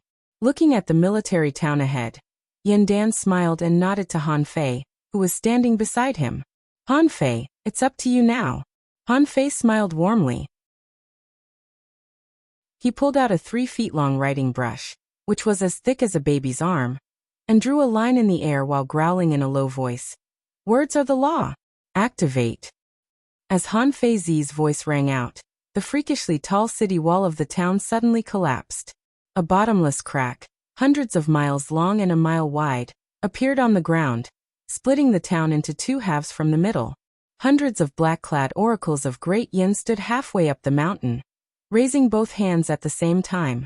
Large clouds of dark clouds shot out from their palms, turning into a dense dark cloud that spread toward the military town. Han Fei's earth-shattering attack just now had shaken the millions of soldiers in the city, and even the few Shizo dynasty supreme oracles could not react in time. The dark cloud enveloped the military town, and a strange aroma with a fishy smell slowly spread out. Everyone, including the few supreme oracles, swayed and fell to the ground unconscious. The dark cloud was made with a secret recipe of the East Sea, using the pollen of the horned snake rattan, collected from Yuan Ling's nether realm as the main ingredient. Its effect was 10 times stronger than the drunken dragon incense recorded in the Scroll of Stealing. After all, Yuan Ling's skill in concocting pills was much better than that white mouse's. The soldiers in the city were defeated without a fight, and the army of Great Yin charged in and captured all the soldiers. In just 1 month, Great Yin had conquered 36 cities and 127 military towns of the Shizo dynasty, shocking the imperial court of the Shizo dynasty. While Great Yin was attacking the cities, Wei Wuji was personally leading 300,000 soldiers of Great Yin to attack the capital of a human kingdom. The garrison was also 300,000 soldiers, and Wei Wuji had also sent out 300,000 soldiers to attack the city. Logically speaking, Wei Wuji was sending his soldiers to their deaths. But they were worthy of being the soldiers of Great Wei who had dominated the warring states period. Naked from the waist up and wearing only a pair of trousers, the soldiers launched a tidal wave of attacks at the garrison on the city wall. They did not know pain, did not know how to dodge, and did not know fear. Under Wei Wuji's personal supervision, they only knew how to climb the ladders desperately to the top of the city. The guards on top of the city wall were terrified as they fought against these Wei Wuzu who were like mad tigers. They were killed one by one, and their heads were hung on the belts of the Wei Wuzu as trophies of war. Blood flowed down from the bodies of the crazy Wei Wuzu, dyeing them red. In just an hour, the morale of the garrison collapsed, and the soldiers threw down their weapons and fled in all directions. 300,000 Wei soldiers roared as they charged into the city, killing all the defending soldiers. The emperor of the kingdom knelt before Wei Wuji in horror and begged to surrender, but he was beheaded by Wei Wuji with a sword. Laughing wildly, Wei Wuji gave the emperor's most beautiful concubine to the soldier of Great Yen who was the first to rush into the city, then sat on the high throne with the emperor's beautiful queen in his arms. On the southeast side of the city that was attacked by the Great Wei, a fierce battle broke out. On the grassland that stretched for tens of thousands of miles, the 100,000 great Zhao infantrymen under Zhao Sheng's command were surrounded by an enemy army that was 10 times their size. The grassland was empty, and there was no place for them to defend. The sky was filled with arrows, and the soldiers under Zhao Sheng's command were riddled with holes. Riding on his mount, the enemy's general laughed wildly. He waved his sword and ordered the soldiers to attack with all their might.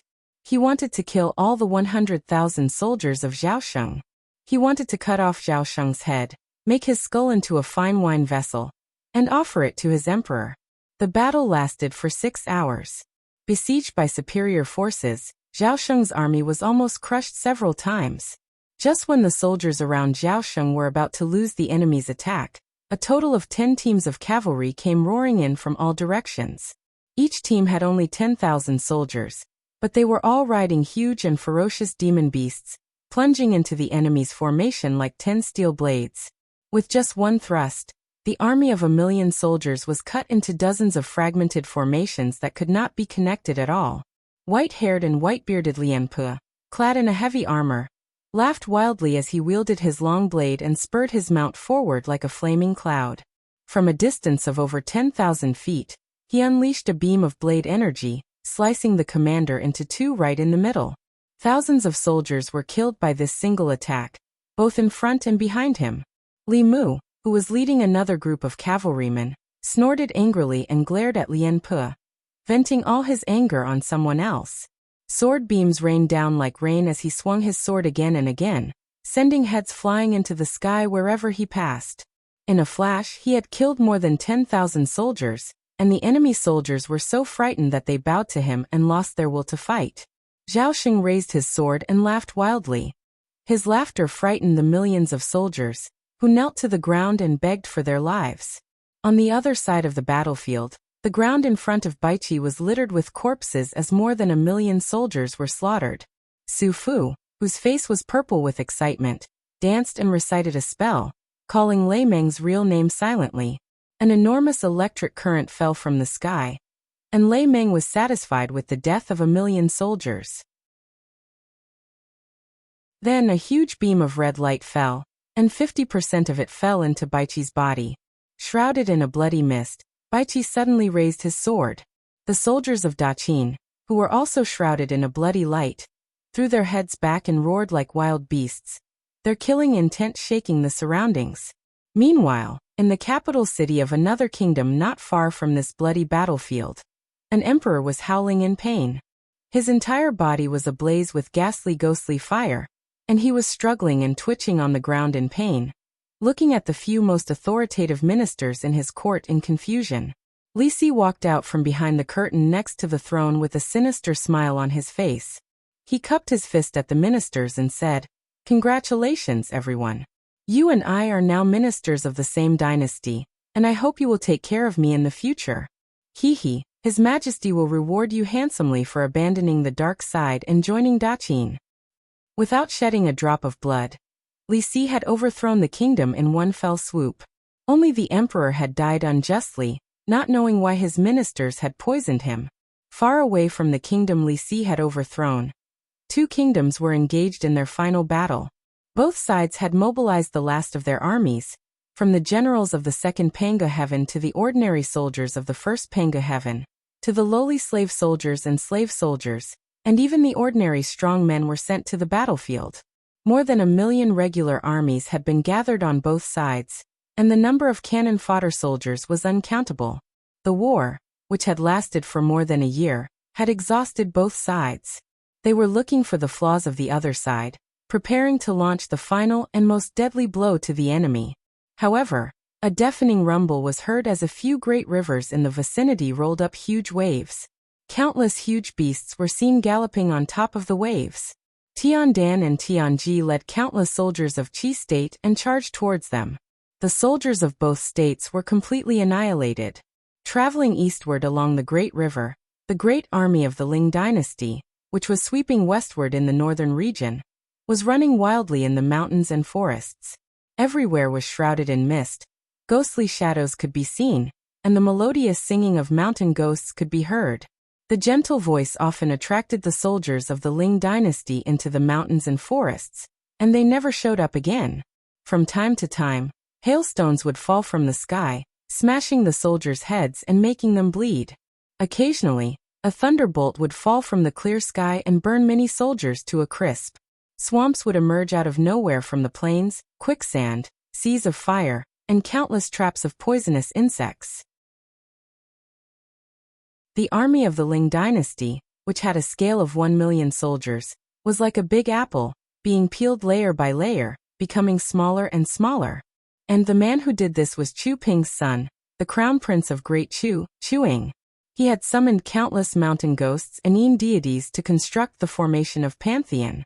The army of 1 million soldiers of the Ling dynasty, together with the several tens of thousands of oracles who followed them, were trapped and killed by the formation. None of them could walk out of the forest of death. Outside the forest, Chu Ping had summoned a giant ghost that stood 1,000 miles tall. With a gentle palm strike, he lifted the wall of a great city of the Ling dynasty, then brought the mighty army of Xiongyu and rushed into the city. A towering blood-red light towered into the sky. The movement of the 6 dynasties shocked the world. Wherever the army of the 6 dynasties pointed, the Ling dynasty and the Shizhou dynasty were all helpless, and all the kingdoms in the outer heavenly realms trembled with fear. In just 3 years, the territory of the 6 dynasties had expanded tremendously, and when their territories were joined together, they had nearly occupied the entire northern region of Du.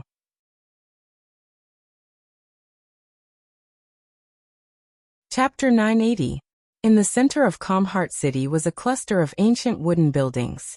This was the most prosperous business and entertainment circle in the city. Although the dynasty was founded with the will of Buddha, the Shizhou dynasty did not abandon the normal business activities. The people of the Shizhou dynasty only had fewer distracting thoughts than others, and they had all kinds of emotions and desires. In this cluster of wooden buildings, there were at least over 100 brothels of extremely high quality, and all the people who came and went here were rich and powerful. Without enough wealth, no one dared to take a step into this place. In a private room on the 3rd floor of a restaurant named White Lotus Pori, Jingku was sitting at a table with a golden blade. While drinking, he grabbed large chunks of beef that looked like snowflakes and shoved them into his mouth. In just one meal, he had drunk 30 jars of fine wine and eaten 15 kilograms of beef. While laughing and drinking, he kept yelling about how happy he was. Some people on the street recognized this man. They put their palms together and bowed to him, saying, "Merciful Buddha!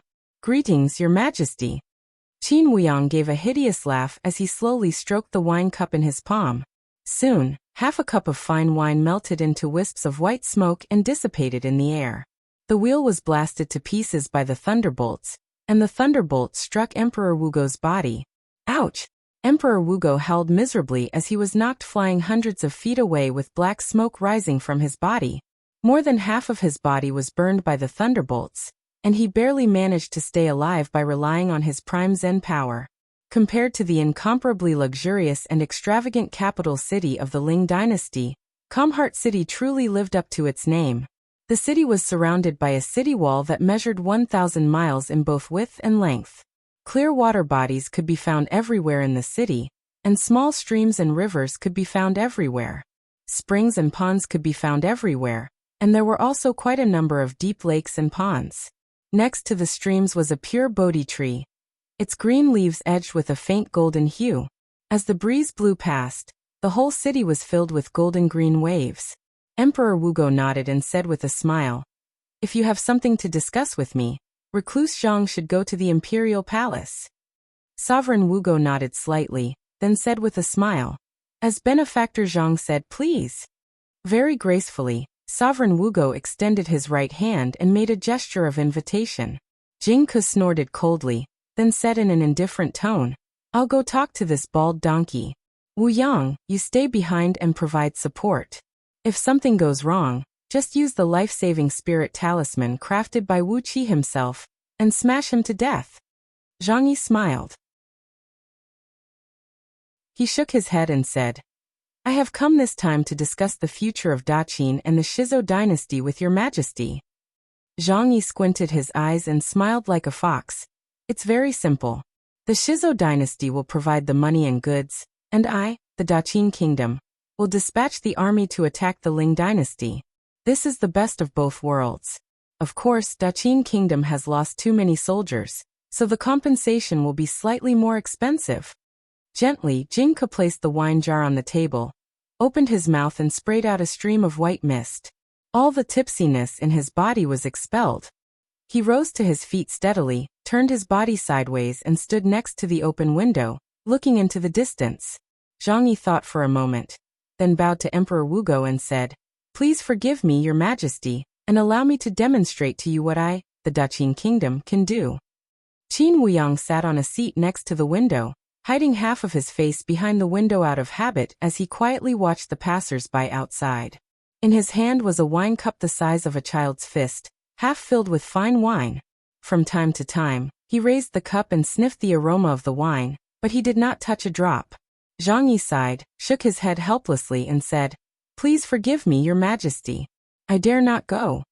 Emperor Wugo thought for a moment, then nodded and said, "Please tell me, benefactor Zhang, why have you come to see me?" Jingke's fingers twitched as he cursed in a low voice. "Why is that old bastard Zhang Yi here? When it comes to fighting, I can beat 3 of him. When it comes to playing with words, 30 of you and me together are not as good as 1 of him. We are in big trouble now." Zhang Yi clapped his hands and said, "Indeed, your majesty is wise." Jingke smiled coldly. Qin Wuyang chuckled and said in a low voice, "What a pretentious bald donkey. Haha, he prays and salutes everyone he sees. He is so pretentious all day long. How could he have the time to deal with the affairs of the Shizo dynasty?" Even the current emperor of the Shizo dynasty, Emperor Wugo, dressed like a monk, often wearing a linen kasaya as he wandered around calming Heart City. No man or woman, old or young, needed to kneel and salute when they saw him. Everyone and Emperor Wugo would put their palms together and chant the name of Buddha as a form of etiquette. Emperor Wugo exhaled a mouthful of dark smoke, his body shivering as he asked, "May I ask your majesty Daqin, what is your opinion on the future of the Shizo dynasty in Daqin?" The middle-aged woman was beaming with joy, bowing and thanking him repeatedly. The little boy bowed and saluted Emperor Wugo as well. Emperor Wugo laughed, then handed the string of pale purple Buddhist beads in his hand, which was obviously not an ordinary item, to the little boy. "It is fate that brought us together to meet. This item will accompany me through 3 reincarnations. Keep it well. When you are able to comprehend something from it, come and find me in the palace." A young man, who stood 9 feet tall and had a jade-like face, was walking towards Emperor Wugo with a smile on his face. He was wearing a yellowish linen kasaya, with a string of pale purple Buddhist beads on his left hand. He was walking towards Emperor Wugo while stepping on a lotus flower in a pond. The lotus flowers in the pond were not densely packed. Every 3 to 5 feet, there would be a blooming flower. However, with every step he took, he just happened to step on the pistils of the flowers, and as light as a feather, he came to the busiest business circle of calming Heart City. Zhang Yi gave a graceful smile, nodded his head and said, "Your Majesty, please don't laugh at me. I, Zhang Yi, am just a common man in the mortal world, always running around like a fly for personal gain. I am not worthy of your Majesty's praise." He paused for a brief moment, then said in a deep voice, "The reason why the Emperor of Daqin Ingzheng has sent me to calming Heart City is that I have something to discuss with your majesty." Qin Wuyang nodded his head excitedly. With a crooked finger, a small and exquisite dagger appeared in his hand. The young man smiled and bowed back to the man. A middle-aged woman walked past, pulling a little boy with her. The woman put her palms together and bowed, while the little boy looked at her and laughed. Emperor Wugo smiled and nodded his head, then gently pressed his palm on the boy's head and said, "You are happy to see the Buddha. This young man has a great affinity with the Buddha, and his future is limitless. Congratulations, my lady benefactor, your family is blessed. Jingke narrowed his eyes and said in a low voice, if it were not for the fact that our purpose of coming here is not to kill him, I would actually try to kill him. Even if he is the reincarnation of the Buddha, I still have many ways to destroy his soul and scatter his soul. Some even addressed the man as Reverend Wugo. Apparently, they did not regard him as the monarch of a dynasty, but respected him as an eminent monk. Emperor Wugo put his palms together and bowed to Zhang Yi smilingly, then said, since you are here, you are my guest. Daqin. Could it be that you are the Daqin who has conquered over 800 cities and towns of the Ling dynasty in the past 2 years? Zhang Yi stroked his beard and said with a smile, the Daqin mentioned by your majesty is exactly where I came from. Without hesitation, Zhang Yi took out a spirit talisman personally drawn by Wuxia, crafted using the leaf of an innate divine tree found in Yuan Ling's nether realm. With a shake of his hand, he sent a stream of energy into the talisman, activating the 3 corpses explosive thunder talisman, which was drawn by Wuxia with his natal energy. After giving a few words of advice to the little boy, Emperor Wugo flicked his sleeve and walked slowly towards White Lotus Purang. A peddler selling tea on the side of the road offered him a bowl of green tea. Emperor Wugo hurriedly took the cup and drained it in one gulp. After that, he solemnly bowed to the peddler and expressed his gratitude, then began to recite a long prayer scripture for him. Emperor Wugo smiled faintly. A ring of Buddhist light shone from behind his head, illuminating the entire Kamhart city. Chanting rose from all directions, and a fragrant mist rose in spirals, intoxicating everyone. Hundreds of Buddha figures emerged from the Kamhart pagoda, while a vast power of Buddhist Zen swept across the sky. Zhang Yi's body stiffened slightly, and he was nearly knocked away by the surging power of Zen. A loud boom rang out in the sky. Countless fireballs, measuring about 1 mile in circumference, rained down from the sky like broken charcoals, shattering the defensive mechanisms around Kamhart city. 3 thumb-sized thunderbolts of purple, red, and blue intertwined with each other as they plunged down from the sky, smashing straight onto Emperor Wugo's forehead. A Vajra wheel of Buddhist League, with 3 layers inside and outside, had already shot out from between Emperor Wugo's brows, emitting beams of Buddhist light to protect his body. However, as the talisman drawn by Wuxia with his cultivation base of Tao-breaking realm, its power was simply a cheat. Zhang Yi smiled, a very proud smile on his face. Emperor Wugo narrowed his eyes and looked at Zhang Yi. He nodded and said with a smile, what Benefactor Zhang said is filled with Zen. Benefactor, you and Buddhist League are fated to meet. However, before Jingke could go downstairs to talk to Emperor Wugo, a handsome man clad in a long black robe and a tall hat made of black jade had already walked out from a brothel across the street. He bowed to Emperor Wugo in a very carefree and unhurried manner and said, Zhang Yi, emissary of Daqin, greets your majesty. Just as Jingke's eyes were burning red from the alcohol, Qin Weiyang finally cried out in a low voice, he's here. Emperor Wugo immediately burst into laughter. He beckoned at Zhang Yi, then sat down on the grass by the roadside and said, Benefactor Zhang, you're telling the truth. Considering your background and purpose of coming here, could it be that you're afraid of being surrounded and killed after entering the imperial palace of the Shizo dynasty? The kingdom of the Shizo dynasty, Kamhart city. Emperor Wugo gave Zhang Yi a glance with a smile, then shook his head and said, Benefactor Zhang, what talent does Daqin have? How could he possibly affect the future of the Shizo dynasty?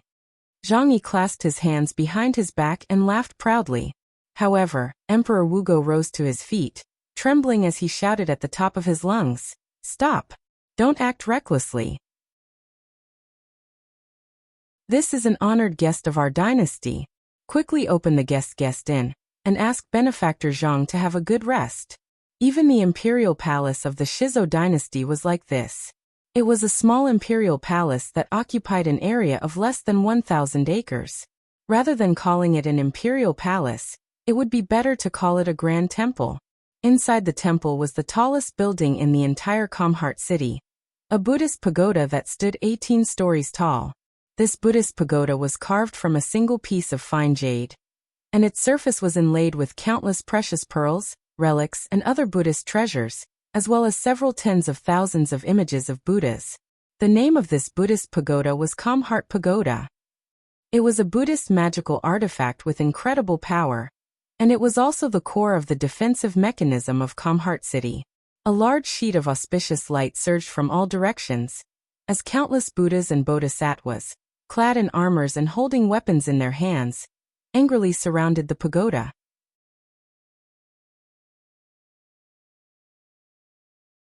Chapter 981. When they saw Zhang Yi and Emperor Wugo talking intimately under the Bodhi tree that day, Jing Ku and Qin Wuyang immediately left Calm Heart City with their men.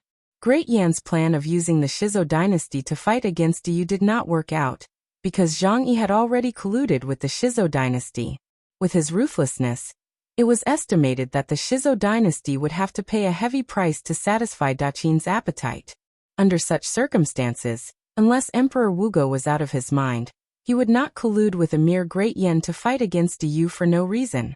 Naturally, the situation in the northern region of Yu evolved into Yu watching from the sidelines, while Great Yan, Great Chu, and Great Wei joined forces to attack the Shizo dynasty, while Daqin, Great Qi, and Great Zhao joined forces to attack the Ling dynasty.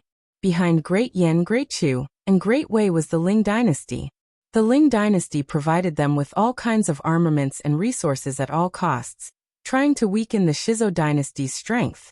On the other hand, the three dynasties of Daqin had colluded with the Shizo dynasty, arming themselves with the Shizo dynasty's wealth and weakening the Ling dynasty's strength as much as possible.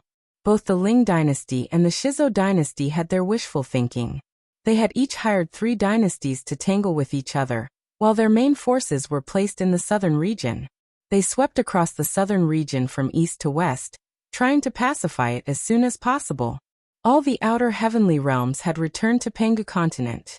The already vast continent had increased by half, and the speed at which it absorbed chaotic energy to expand itself had more than doubled. All the human kingdoms from outer heavenly realms and those in the northern region were shared among the 6 dynasties, leaving the southern region as the last chance for the Ling dynasty and the Shizo dynasty to seize the population and that little bit of emperor aura. Although Wu Qi had drained the emperors from the outer realms of their sovereign qi, after a few years, they had more or less recovered. This bit of emperor's aura was of great help to Zhang Tingyun and Emperor Wugo. Both countries mobilized their armies in a frenzy to attack. Because of Wu Qi, the celestial court and the Buddhism showed signs of falling out. Both sides suspected that the other had plundered the Renhuang Qi of the outer domain, and they never suspected anyone else. The current situation on Pangu continent was like a hurricane, and Yu was right in the eye of it. It was calm for the time being, but sooner or later he would be dragged into it. East, west, south, and north of Yu were in full swing, and there were millions of casualties every day. Time flowed like water.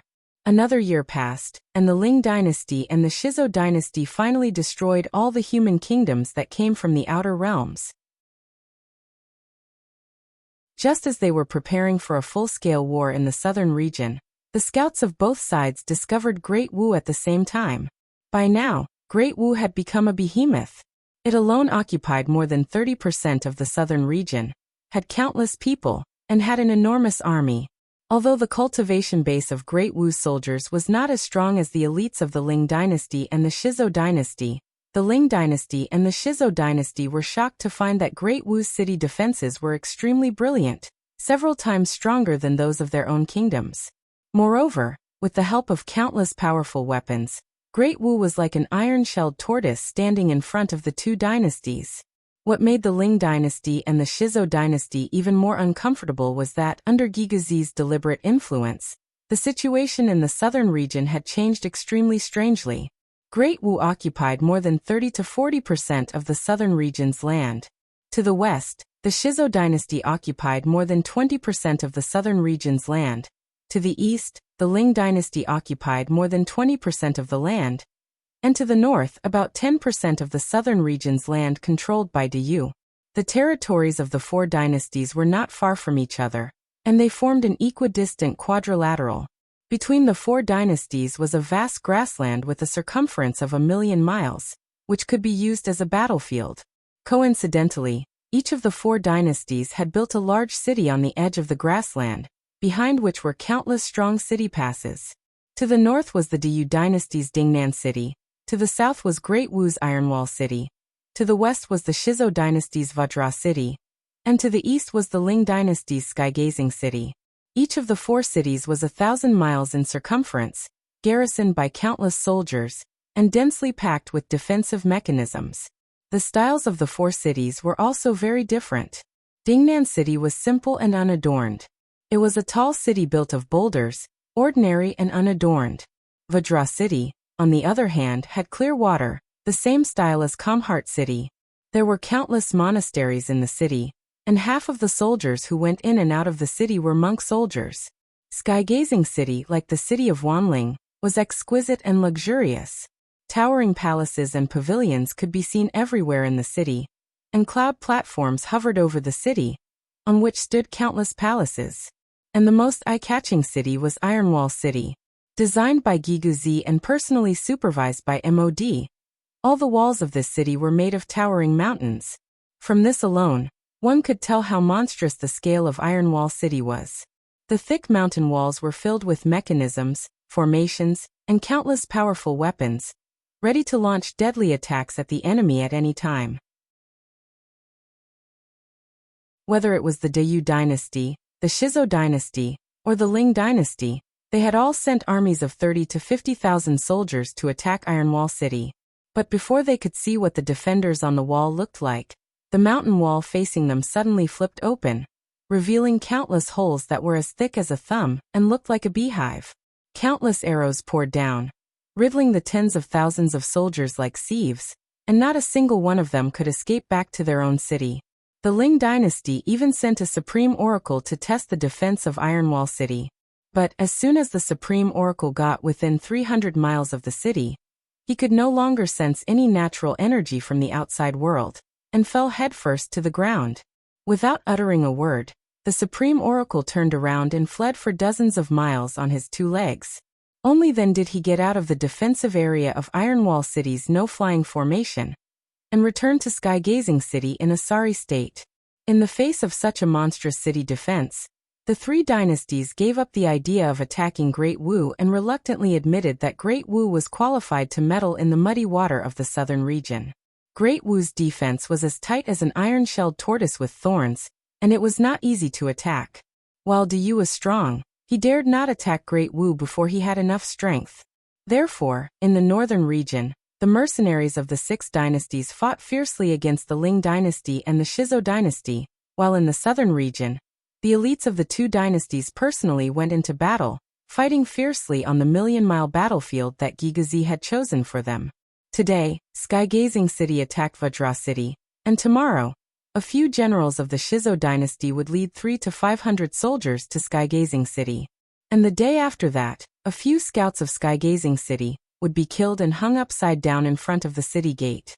After that, a few soldiers of the Shizo dynasty would suddenly disappear, and when they reappeared, they had been refined into flying yakshas and joined the army attacking Vajra City. In South Dingnan City, Diyu's soldiers did not move, and they could not play any tricks. But Great Wu's soldiers in Ironwall City were different. Under Giguzi's training, they were more cunning than anyone else. Today they would go out and hack a few Ling dynasty soldiers to death and throw their heads at the gate of Skygazing City. Tomorrow they would go out and kill a few Shizo dynasty officers, cut them into pieces, and throw them at the gate of Vajra City. All kinds of means of provocation were used. The Shizo dynasty and the Ling dynasty were like 2 mad lions, roaring and fighting each other. While sowing discord between the Shizo dynasty and the Ling dynasty, Great Wu secretly sent envoys to the Ling dynasty and the Shizo dynasty, constantly demanding all kinds of benefits from them in exchange for the opportunity to form an alliance with Great Wu. Every time the Ling dynasty and the Shizo dynasty fought in the southern region, Great Wu's terms would rise. Every time the number of soldiers killed on both sides increased by 100,000, the price of these terms would rise again. Under Giguzi's leadership, Great Wu assumed a posture of, "I'm ready to sell everything to the highest bidder." From time to time, he would mobilize 1 million soldiers to patrol outside Ironwall City, showing off his military might. Occasionally 30 to 50 huge metal golems would sway and fight each other outside Ironwall City. The sight of them grabbing mountains and throwing them as weapons left a deep impression on the soldiers of the Shizou dynasty, the Ling dynasty, and the Diyu dynasty. Just one of these huge metal golems could cause a devastating blow to an army of 1,000,000 soldiers, not to mention dozens of them. Not to mention heaven immortals. Even gold immortals would not be able to destroy these golems inscribed with countless high-grade defensive spells in a short time. To deal an effective blow to them, primordial experts were required. But primordial immortals could not be involved in the battle of these ground armies, for a single strike from them could destroy tens of thousands of cities, let alone a single one. When that happened, the land would be scorched to the ground, which would do no good to anyone. Just as the Ling dynasty and the Shizou dynasty were fighting fiercely in the southern region, a piece of shocking news spread across Pangu continent in an instant. The 13 great heavenly ghost kings and 800 ghost saints of the ghost realm had left the ghost realm with countless heavenly ghosts and joined the Buddhist League. An army of heavenly ghosts, composed of countless heavenly ghosts, marched directly to the southern region, replenished Vajra City, and became the main force attacking Wangtian City. These heavenly ghosts were ferocious in combat, and they were extremely fertile. Even newborn heavenly ghosts could join the battlefield as the main force. As soon as these heavenly ghosts joined the battle, they immediately dealt a huge blow to Wangtian City. But then the 9 fiend emperors and 72 fiend kings of the fiend realm, the 7 demon emperors and 108 demon saints of the demon realm, the 18 spirit kings and 3,600 supreme spirit commanders of the spirit realm, announced at the same time that they would join the celestial court. The armies of the 3 realms almost turned out in full force, and quickly replenished the military bases of the Ling dynasty. Immediately, the Shizou dynasty fell into a disadvantageous position. Faced with the joint attack of the armies of the fiend realm, the demon realm, and the spirit realm, the ghost realm's army was significantly weaker and was no match for them. Vajra City was attacked several times a day, and it was almost invaded several times. Great Wu's emissary immediately went to Calm Heart City and offered the Shizou dynasty an extremely high price for the alliance.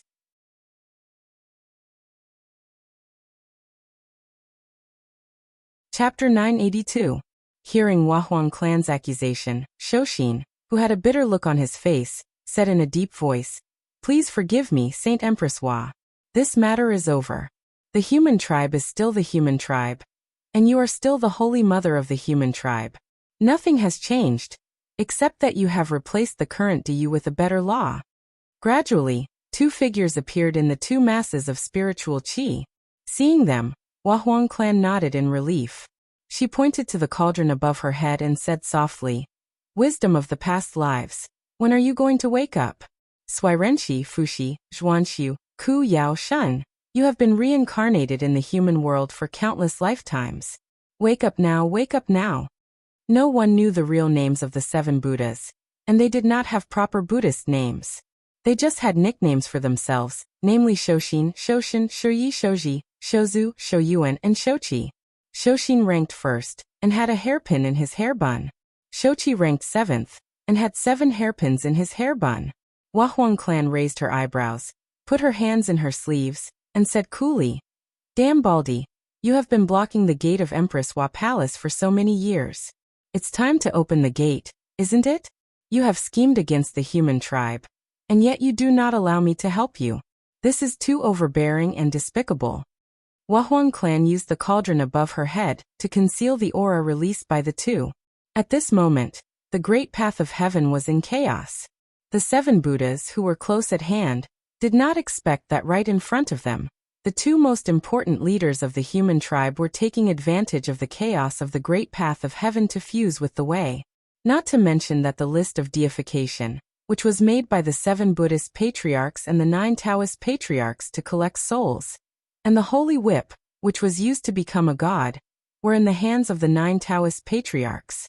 The 7 Buddhist patriarchs were responsible for blocking the gate of Empress Hua Palace and preventing Huahuang clan from coming out to make trouble. The worried 7 Buddha ancestors looked at each other. 3 Buddha ancestors had lotuses in their eyes.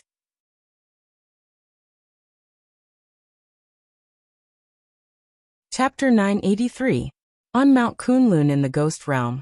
Prince Chongqing was stroking his zither while a few female immortals were singing and dancing beside him. A slender white dragon wheeled over his head, letting out soft cries from time to time. Dozens of jade trees surrounded the small grassland, surrounded by a clear river. More than 100 colorful carps swam back and forth in the river, leaping out of the water to the tune of the zither from time to time. Countless deities, divine beasts, immortals, and soldiers were stationed on Mount Kunlun, and a plume of purple mist hung down from the sky, wrapping the mountain in the middle. Countless purple runes the size of water buckets could be seen looming amidst the purple mist, condensing into 9 layers of purple bells over the mountain. An endless army of heavenly ghosts surrounded Mount Kunlun.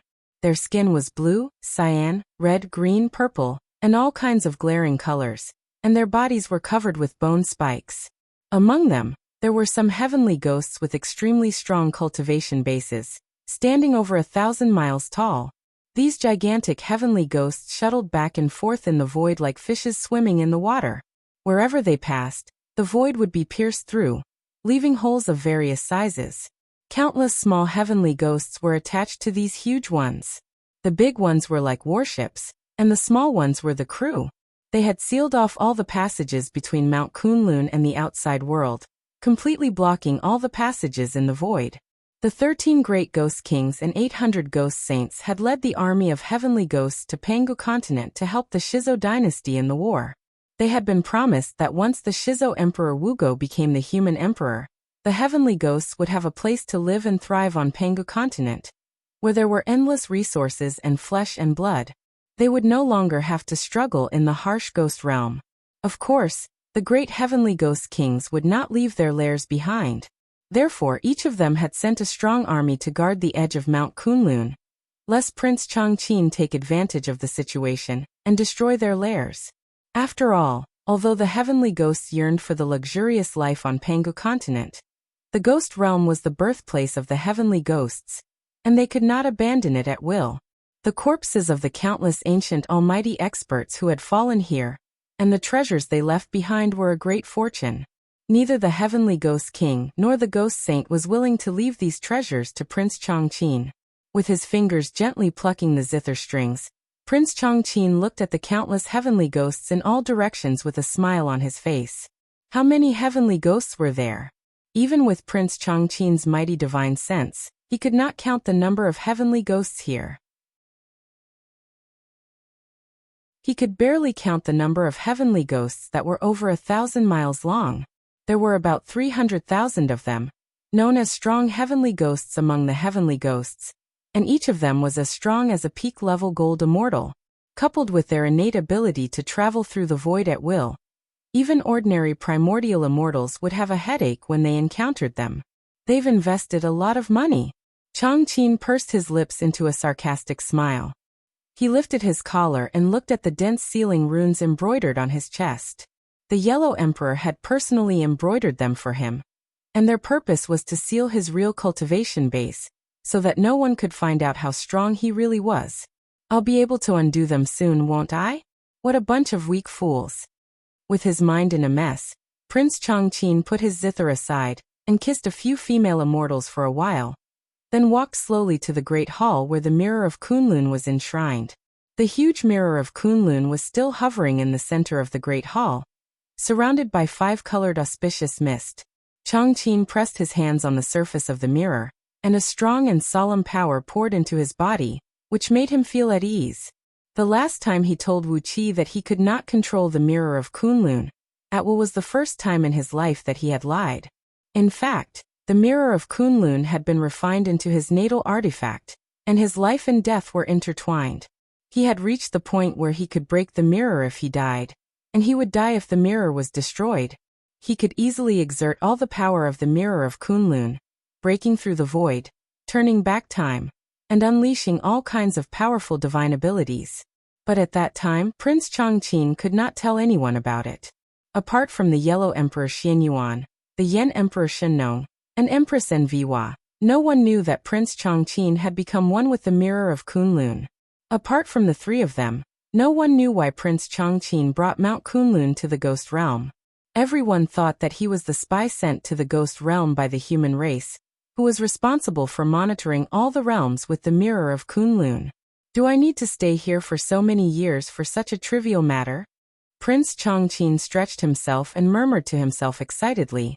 When I'm done with this, I'll have to go back and settle the score with a few old friends in that Taoist sect. With my current strength, should I kill them cleanly or cut them into pieces? 3 old men in crimson robes walked quietly into the great hall. They looked at Chongqing with a smile and said in a low voice, "May I ask what you want to do this time, Your Highness? By the decree of the great celestial emperor, you'd better not do anything." Chongqing turned slowly, nodded at the 3 old men, and said, "What's wrong? You can't help it." One of the old men said, "It's not that we can't help it, but His Highness is a little distracted these days. He has been presiding over the ghost realm for countless years, and he has never been so restless. So we know he's going to do something. But you'd better not do anything." Chongqing pursed his lips into a sarcastic smile, then pointed a finger out.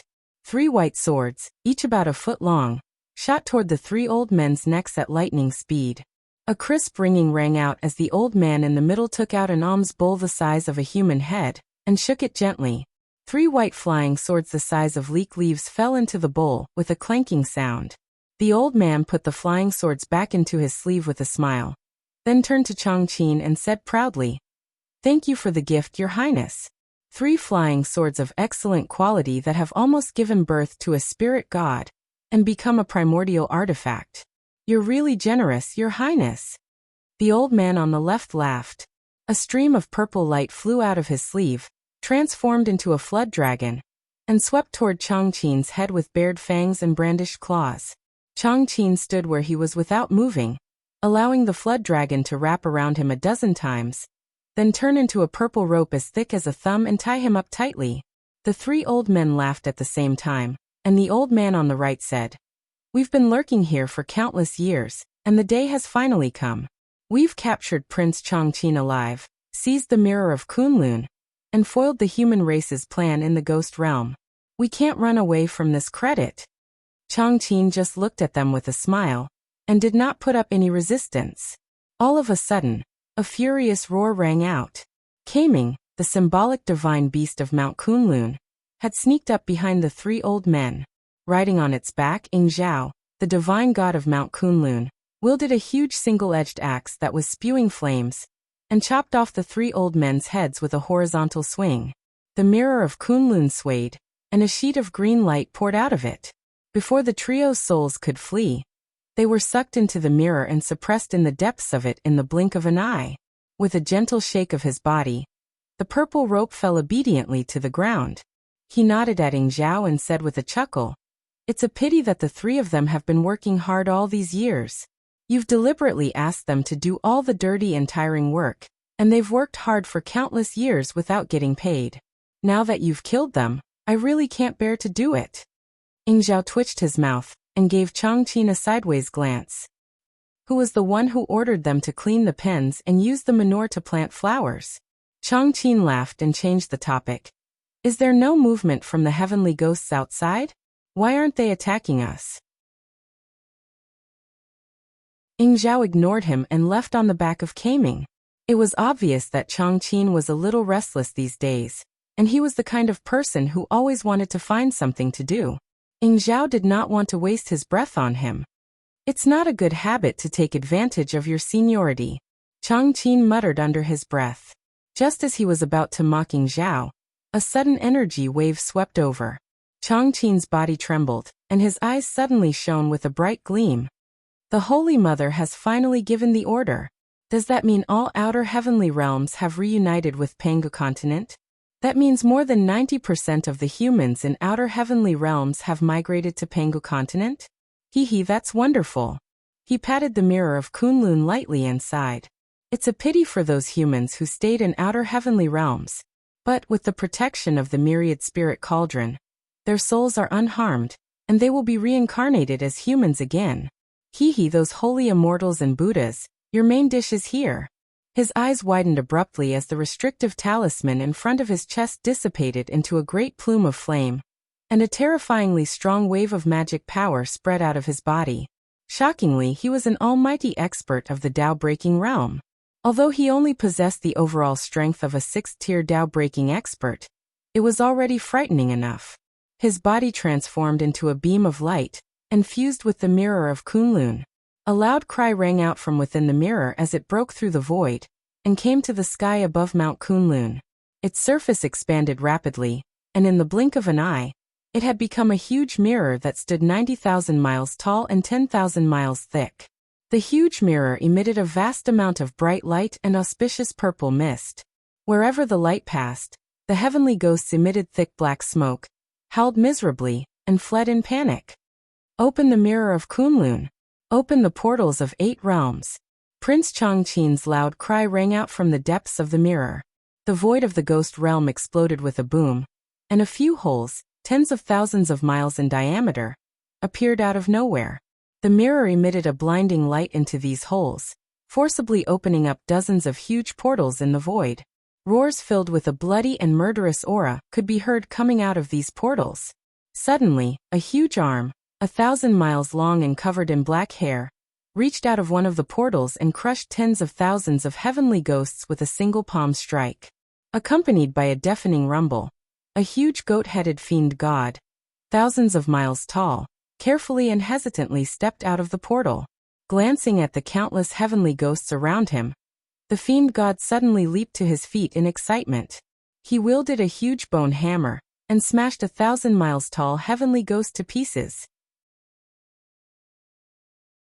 Then he swung the bone hammer forward and cried out, "Brothers and children, do you smell the aroma of flesh and blood? Kill, kill, kill. Conquer this lovely world." Similar portals appeared in front of the southern heavenly gate of the 33 heavens and Mount Gradrakuta. Countless grotesque fiend gods from outer domains rushed up to the 33 heavens and into Mount Gradrakuta.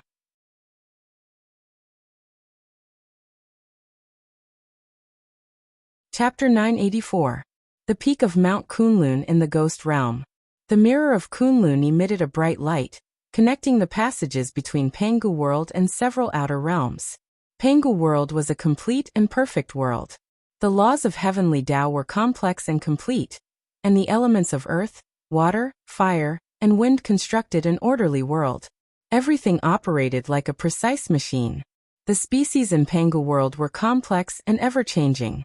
There were thousands of subspecies of the human race alone, not to mention other species of flowers, plants, trees, insects, fishes, birds, and beasts, as well as new species derived from their hybridization.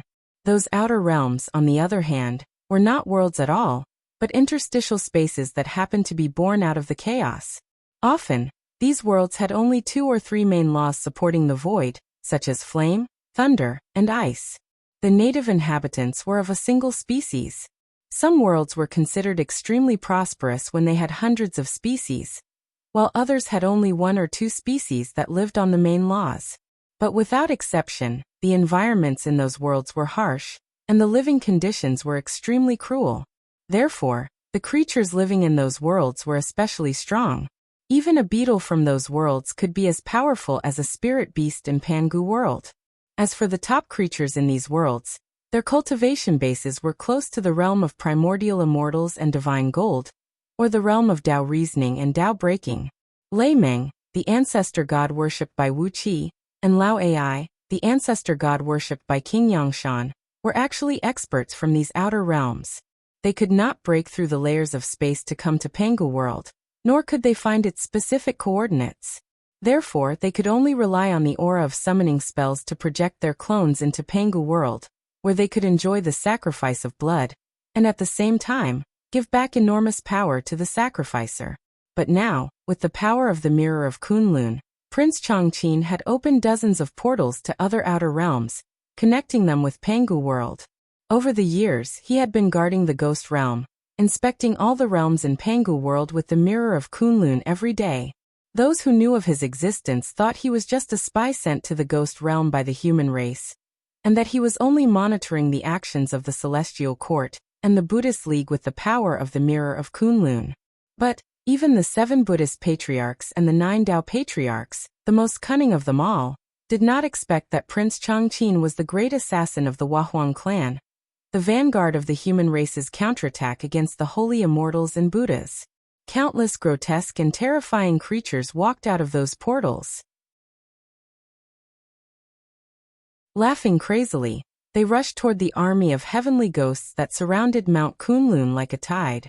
The poor heavenly ghosts shrieked shrilly and fearlessly launched a counterattack against these strange creatures from outer realms. Standing over 1,000 miles tall, the heavenly ghosts breathed raging flames and ice, as well as their natal flames.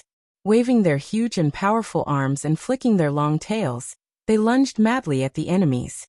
A 3,000 miles tall, elephant-shaped beast, with 6 pairs of extremely long tusks and 8 legs under its abdomen, walked out of the gate with 1,000 miles tall powerful being on its back. The celestial fiend, who was roughly similar to a human but had 6 pairs of arms, was a beautiful woman. She glanced contemptuously at the few heavenly ghosts who were rushing toward her, then waved her slender and fair arm. Suddenly, countless tiny blades flashed across the void, cutting the heavenly ghosts into pieces before they could see what the blades looked like. Grabbing a heavenly ghost's strong thigh, the beautiful celestial fiend took a deep breath, and the hundreds of miles-long thigh rotted in an instant. All the life force, blood, and energy were sucked into the celestial fiend's mouth, and the huge leg turned into pale ashes that drifted slowly down to the ground. It's delicious, just too delicious. My children, we've come to a place with abundant food. The beautiful celestial fiend raised her arms joyfully and shouted to the sky. This is the blessing of the ancestral spirits. We've come to the legendary blessed land with endless food. These celestial fiend gods possessed extremely terrifying divine sense and willpower. Although their language was different from the common language of Pangu continent, their roars contained their powerful divine sense. As the sound waves rolled out, everyone who heard her understood the meaning of her words. One after another, huge elephant-shaped beasts strode out of the portal. On each of them sat 3 to 5 or even 30 to 50 celestial fiend gods with 1, 2, 3, or even 4 or 5 pairs of arms. But there were very few individuals like this woman who had 6 pairs of arms. Under the light of the mirror of Kunlun, there were only about 100 celestial fiend gods like her. The nearby heavenly ghosts charged at them desperately. The ferocious and brutal heavenly ghosts did not know fear, but these celestial fiend gods easily killed them with a wave of their arms. Countless blades interweaved into a huge net in the void, cutting any heavenly ghost that touched it to pieces.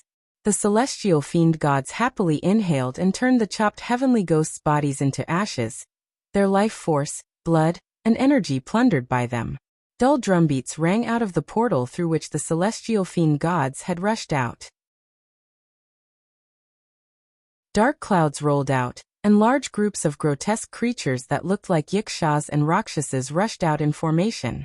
These creatures looked like the servants of the celestial fiend gods, and they formed a neat army and launched a head-on clash with the army of heavenly ghosts. As soon as the army of servants appeared, the celestial fiend gods stopped killing. They roared triumphantly and gestured at which army was stronger. The same fearlessness of death, the same sturdiness of their bodies, the same ferocity and brutality.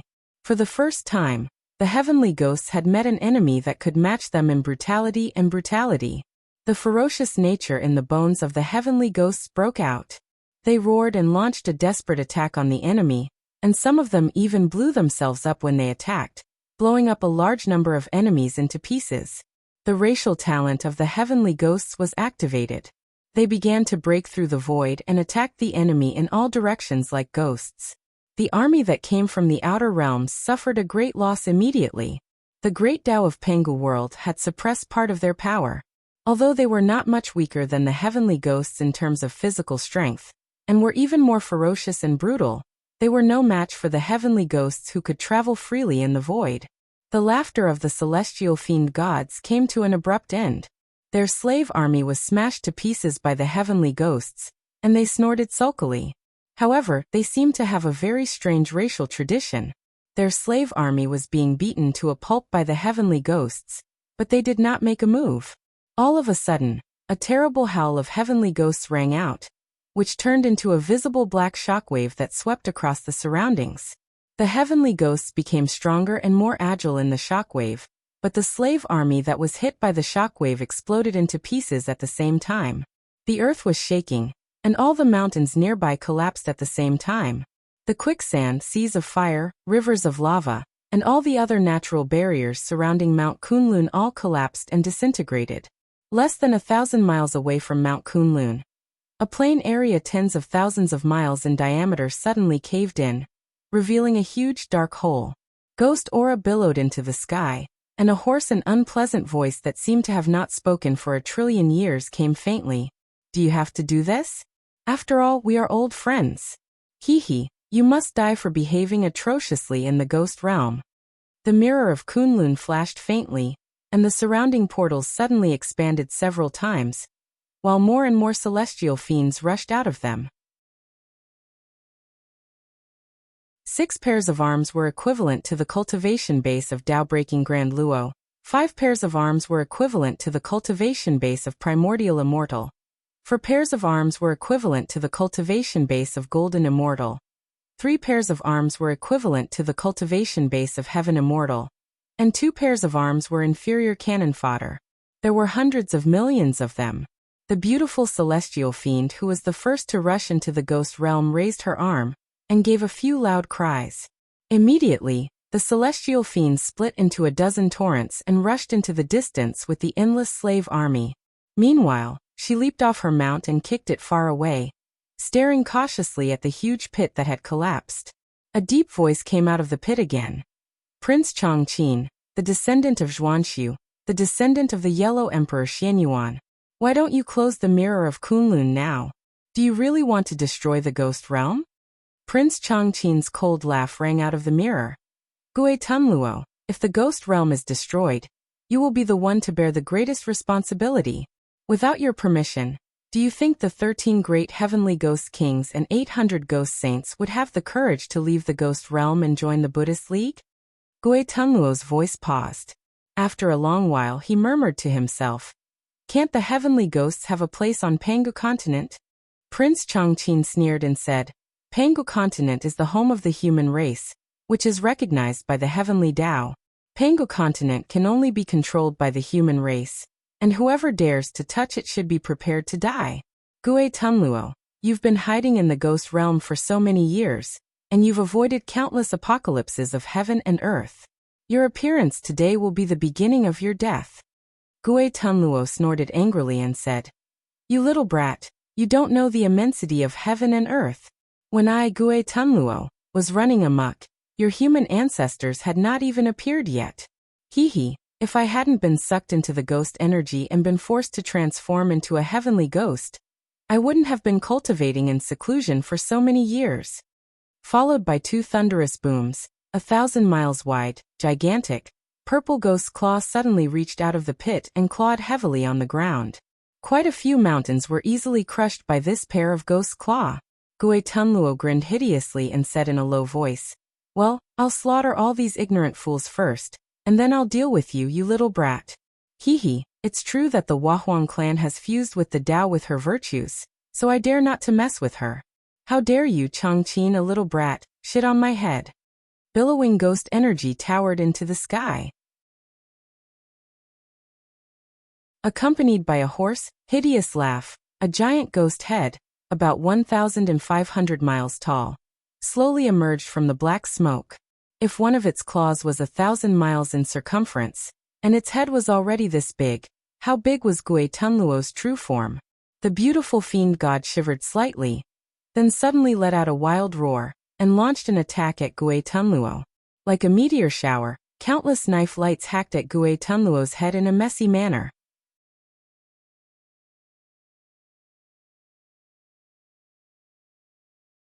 Chapter 985. Gui Tunluo, formerly known as Yuluo, was a famous and domineering figure among the Chaos Fiend gods in ancient times. After Pangu created heaven and earth, during the apocalypse, he and a group of Chaos Fiend gods were fighting for a treasure that was related to their lives, and they were inadvertently drawn into the ghost realm that was taking shape. The first wisp of ghost energy between heaven and earth melted and devoured him along with the Chaos Fiend gods, turning him into a ghost. From then on, Gui Tunluo hid in the ghost realm to avoid the apocalypse with ghost energy.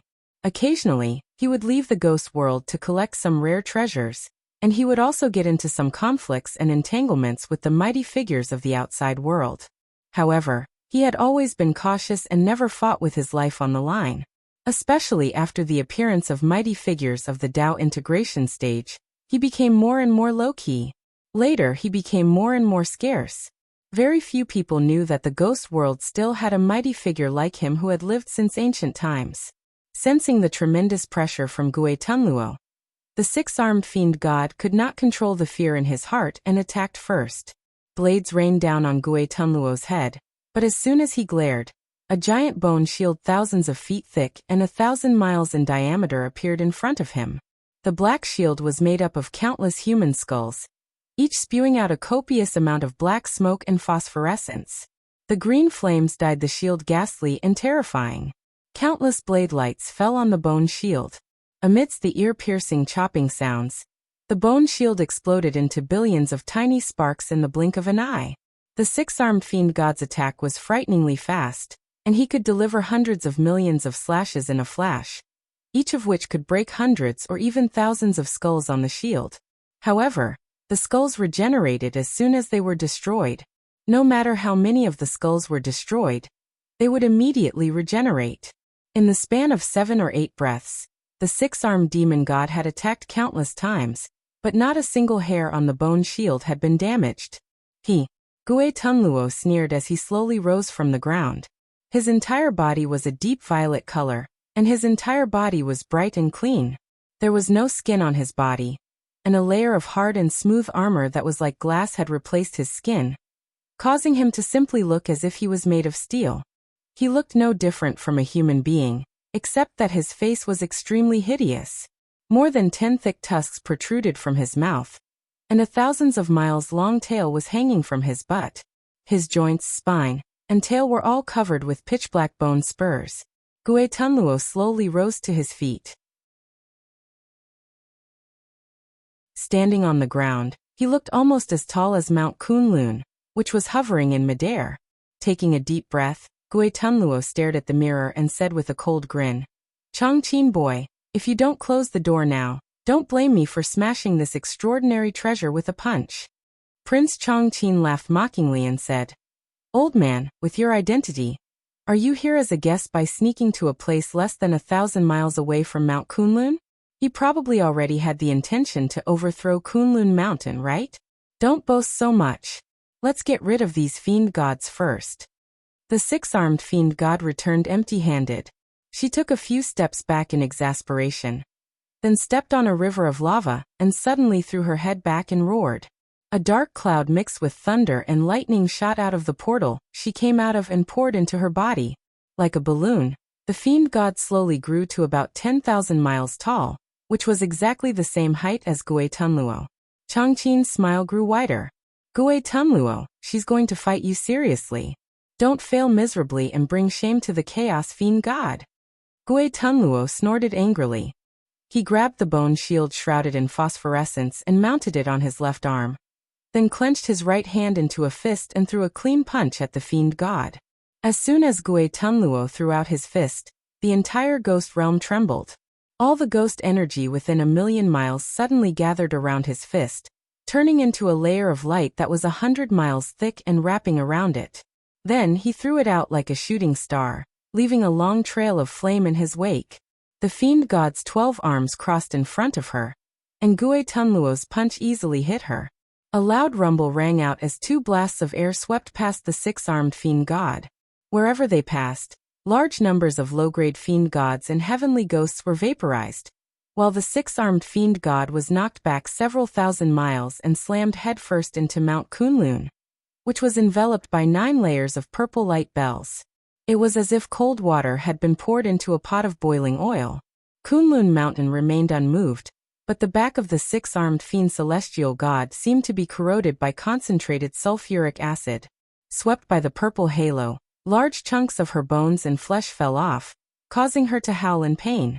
Half of her 6 pairs of arms were gone, and a strong ghost energy kept invading her body. Trembling, the fiend god suddenly fell to her knees. Gui Tunluo's punch was too heavy. Not only were her arms severely injured, But her knees were also injured by the tremendous force, and they could no longer bear the weight of her huge body. Grinning hideously, Gui Tunluo strode up, grabbed the fiend god's head, and swung her up like a straw, then smashed her heavily against Mount Kunlun. Mount Kunlun, which was enveloped by the light bell, did not budge, but the fiend god kept howling miserably. Every time her body touched the bell, a large piece of her body would be corroded away, and the heavy force of the blows shattered her bones. After dozens of blows in a row, all her bones were shattered into powder. Gui Tunluo's claws had even crushed her skull and pierced deep into her brain tissue. Prince Chongqing exclaimed, "You are indeed an old senior among chaos fiend gods. You are still as tough as ever after not fighting for so many years." Gui Tunluo laughed harshly and said, "You talk too much, boy. But it's good that you know how powerful I am. Once I'm done with this bitch, it'll be your turn." Prince Chongqing grinned coldly and suddenly cried out, "Old senior, watch out behind you." Gui Tunluo was taken aback. His long tail suddenly disappeared, and like a phantom, he swung it backward in an arc of light. However, there was nothing behind him. Instead, dozens of six-armed demon gods suddenly charged at him from the left and right. Countless saber lights transformed into a continuous mountain of sabers that swept down. Gui Tunluo was slightly taken aback. He dropped the fiend god, who was gasping for air, and raised his arms to fight back. Suddenly his legs sank, and 6 fiend gods with 6 pairs of arms appeared out of thin air, grabbing both of his legs. Then countless flashes of light burst out of his body, and a deafening clang rang out. Gui Tunluo's body swayed as he was hacked, and like the last yellow leaf on a tree trunk in a storm, he struggled and twisted in the blade light with great difficulty. The cultivation base of the 6-armed fiend gods was comparable to that of a Tao-breaking expert. Although Gui Tunluo's fiend flame was monstrous, he had not fused with the Tao, and his cultivation base was only at the peak of the Tao-breaking realm. However, he had lived for a long time, and his ghost body had been tempered to be extremely tough, and the ghost energy in him was enormous. In terms of his fundamental energy essence alone, he was comparable to dozens of ordinary Tao-breaking experts. But in the face of the joint attack of dozens of 6-armed fiend gods, and their numbers were increasing, Gui Tunluo had a hard time resisting. Although his body looked unscathed, each slash consumed a great deal of his ghost energy, and the strange energy attached to each slash penetrated deep into his body, causing his ghost energy to vibrate and make him feel very uncomfortable. Prince Chongqing sneered and said, "Be careful, old senior. Their numbers are increasing. Her Majesty has told us that there are too many powerful figures on Pangu continent, and each of them is very cunning and has many tricks up their sleeves. But, no matter how many tricks they have up their sleeves, there are so many scapegoats in the outer realms, and we can always exhaust these old seniors to death by throwing our lives at them." Gui Tunluo, whose head was sputtering with sparks and eyes darting from side to side, exclaimed, "It was Empress Wa's idea to use the mirror of Kunlun to communicate with the outer heavenly realms and attract these fiend gods? This? How could she do this?" Prince Chongqing sighed softly and said, "There's no other way. They have come to Empress Wa's palace, so what else can we do?" Gui Tunluo gritted his teeth and said, "What did those good-for-nothings from the 7 Buddhist patriarchs and 9 Tao patriarchs promise me? They said there would be no future trouble, and that the Wahuang clan could only sit back and watch Pangu continent fall into our hands? Is this what you call no future trouble? The ghost realm has never been invaded since it was born, and now all kinds of people are coming here." Before his voice had died away, a long howl rang out in the distance, and a rough voice bellowed, "Brothers, there's a powerful beauty here. Let's go kill him and eat him. The stronger the prey, the more abundant the blood essence, and the better the taste." Gui Tunluo, whose head was in severe pain from the beating, turned his head and looked over. Nearly 100 fiend gods, who were similar in size to centaurs, with their lower bodies covered in scales and their upper bodies that of burly men and 3 pairs of curved horns on their heads, were charging toward them with huge stone axes in their hands. They were trampling countless multi-armed fiend gods and heavenly ghosts along the way, howling and roaring. These demon gods were also in the Tao-breaking realm, and anyone who dared to stand in their way, whether they were sky ghosts or demon gods, would be chopped to pieces with their axes.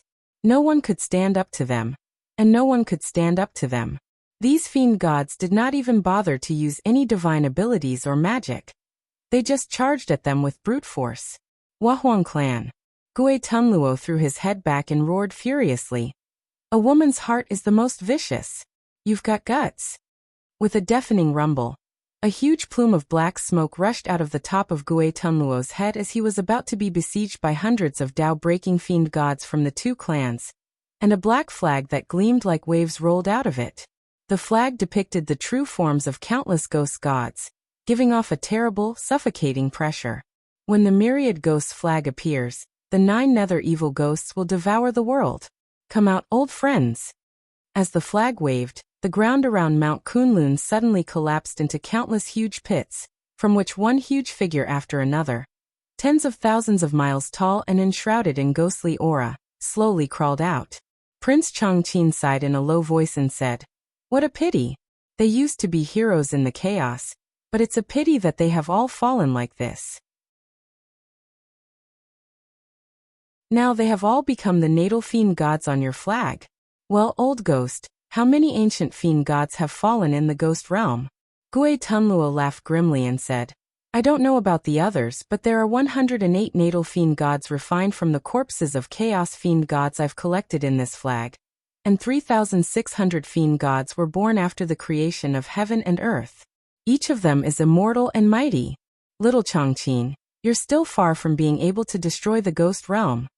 Amidst the wild laughter, countless struggling fiend gods leaped in all directions.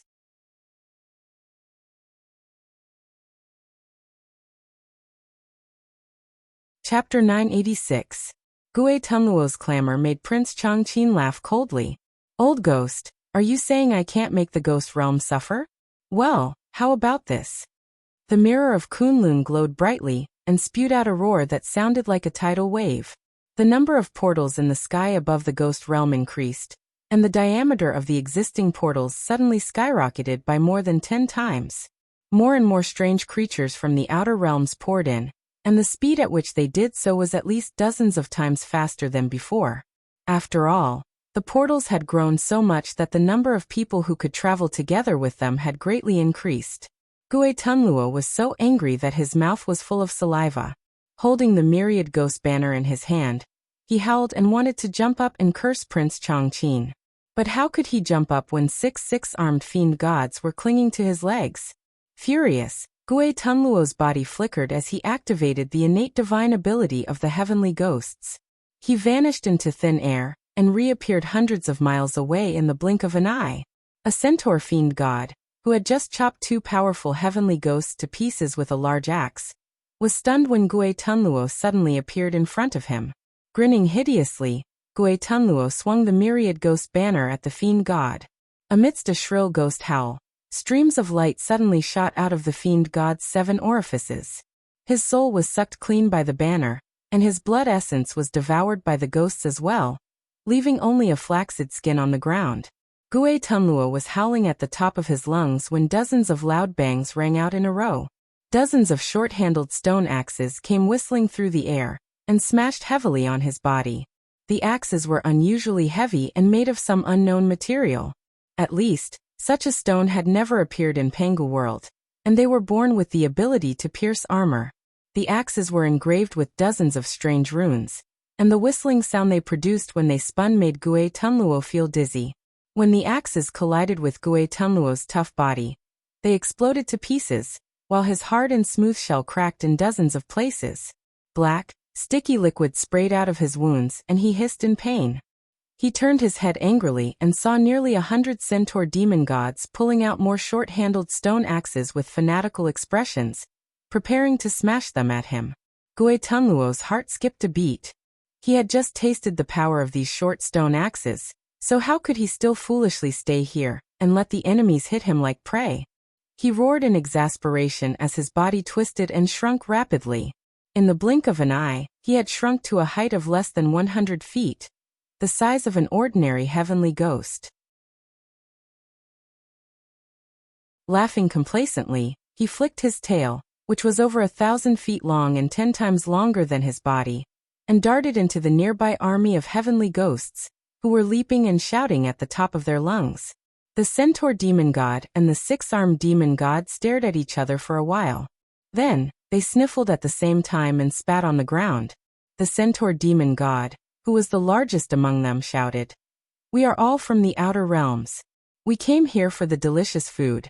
There is enough prey here for us to enjoy. Let's hunt to our heart's content, and not start a war." The beautiful six-armed demon god, who had almost been killed by Gue Tunluo, had recovered. She rose to her feet a little embarrassedly and spat out a mouthful of green blood. Then she raised her arm and said, "That's right. There is enough prey here. There should be no war between us."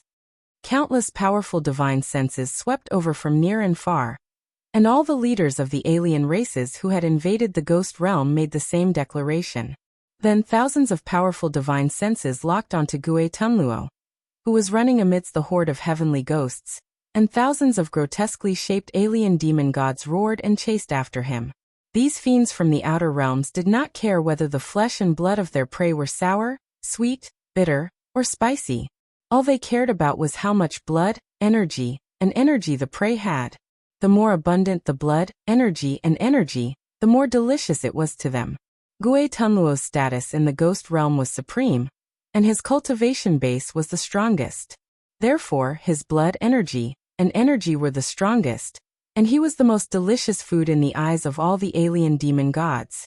If they could devour Gue Tunluo's body, their strength would certainly increase tremendously. Hiding among the heavenly ghosts, Gue Tunluo was like a bright lamp in the dark, emitting a dazzling light to attract the attention of these demon gods. Nearly 100 alien demon gods and thousands of demon gods leaped at Gue Tunluo at the same time. They had also shrunk their bodies, with the tallest being no more than 1,000 feet tall, and the shortest only about 10 feet tall. Howling merrily, they raised their weapons and rushed at Gue Tunluo. Gue Tunluo grumbled as he glanced around. Among the 108 natal fiend gods in the flag, the ones refined from the bodies of fallen chaos fiend gods were being attacked by tens of thousands of foreign fiend gods, while the 3,600 natal fiend gods refined from the bodies of fallen ghost gods were also being besieged by countless armies. It was like ants trying to devour an elephant. Although the elephant could kill countless ants with one stomp, it could not withstand the overwhelming number of ants. The original fiend gods summoned by the streamer were all tens of thousands of miles tall, while the outsider fiend gods were all different in height. The taller ones were hundreds of miles tall, while the shorter ones were no different from ordinary people. They climbed onto the bodies of these original fiend gods, thrusting and stabbing with all kinds of strange weapons. Among them, some fiend gods who were strong enough actually managed to break through the defense of their original fiend gods and truly hurt them. Die! A furious roar came from afar. One of the natal fiend gods in the banner had a dragon-like body and bones all over his body. His true form was He Gu, an ancient chaos fiend god who had fallen. He gave a deep roar, and suddenly, countless bone spikes shot out from his body. Wherever these bone spikes passed by, everything that was tangible turned into blood and splashed in the air. This strike swept through a radius of 5,000 kilometers, killing countless fiend celestials from the outer realm. It forcefully created a blood-colored empty space in the sea of people. However, this empty space only lasted for less than the time of a breath before a loud crashing sound was heard. Like a tide flowing backwards, the black sea of people once again drowned He Gu's body. Dozens of demon gods with 5 pairs of arms raised their sabers and hacked at He Gu, shattering his bones one by one and chopping up the tens of thousands of alien creatures attached to him. The myriad ghost flag trembled violently as ghost energy kept pouring into He Gu's body. It took Gue Tunluo countless years to extract the essence of the first wisp of innate ghost energy from the endless ghost energy in the ghost realm, and he had refined it together with the bodies of 108 fallen chaos fiend gods and 3,600 fallen acquired ghost deities. With the essence of the first wisp of innate ghost energy as the core, as long as these ghost gods were in the ghost realm, they could absorb ghost energy without limit to repair themselves. As long as they were in the ghost realm, these natal fiend gods were immortal and indestructible. But even so, it would take them a certain amount of time to absorb ghost energy to repair themselves. Moreover, the attacking frequency of these endless alien creatures far exceeded the healing efficiency of these natal fiend gods, and the damage they caused in a short period of time exceeded the healing efficiency of these natal fiend gods. More and more bones were broken on Haigu's body. They were constantly healing, but they were constantly being cut, torn, and bitten off. Before Haigu could shoot out a second wave of bone spikes, his body was torn to pieces by countless alien creatures. A miserable howl rang out as Haigu turned into a beam of black light and flew back into the flag. Since his true form was shattered, he had to absorb a huge amount of ghost energy before he could reform and fight again. Gui Tunluo's heart was bleeding. If the natal fiend gods in the flag could maintain their true forms, it would only take them 3 to 5 days to recover no matter how serious the damage was. But once their true forms were shattered and returned to the flag, it would take them 36 years to absorb enough ghost energy to reform their true forms. 36 years. He did not have that much time to wait at such a critical moment. Just as he was cursing the invading alien creatures, a thunderclap rang out in the distance, followed by a miserable howl. Thousands of alien creatures had transformed into terrible black thunderbolts and slammed into one of the natal fiend gods in a suicidal attack. The black thunderbolts, each about a mile thick, smashed into the fiend god's body and exploded inside. Another beam of black light flew back into the flag, and another natal fiend god was shattered. Gui Tunluo's heart twitched again. He suddenly felt that things were not going well today. This was the first time he had used the flag. Was he going to suffer a great loss? Before he could come up with a countermeasure, miserable howls rang out one after another, and beams of black light kept rushing back into the flag. Before each natal fiend god was killed, they had killed at least several experts with equivalent cultivation bases, as well as trillions of cannon fodder. But the number of invading alien creatures was too large, and they were wiped out by the enemy's overwhelming numbers. As more and more natal fiend gods rushed back into the flag, Gui Tunluo's heart beat faster and faster, and he finally began to panic. All of a sudden, a burst of strange laughter rang out, and then a gray net shining with a blinding light caught Gui Tunluo in the blink of an eye. A fiend god, who looked like a toad and had only 3 legs under his abdomen but a human face, caught Gui Tunluo with the net in his hand. Then, he turned and ran away triumphantly with Gui Tunluo in his hand. As he ran, he burst into laughter and said, "It's mine! It's mine! Don't take it! Brothers, it's time to enjoy your meat!" Gui Tunluo's face turned blue with anger. Just then, dozens of beams of black light flew back into the flag. He opened his eyes and looked back, only to see thousands of hideous fiend gods roaring and chasing after him. Clearly, they had their eyes on his good meat. At least 30 of them had an aura that was not weaker than Gui Tunluo's, and some were even more ghastly and terrifying. The flag trembled violently. Gui Tunluo gritted his teeth and gave the glowing mirror of Kunlun hanging high above Mount Kunlun a venomous look. Then, with a sway of his body, he disappeared from the net. "Retreat, boys! Retreat!" Gui Tunluo's voice rang through the entire ghost realm. Countless heavenly ghosts immediately disappeared and followed Gui Tunluo toward Pangu continent.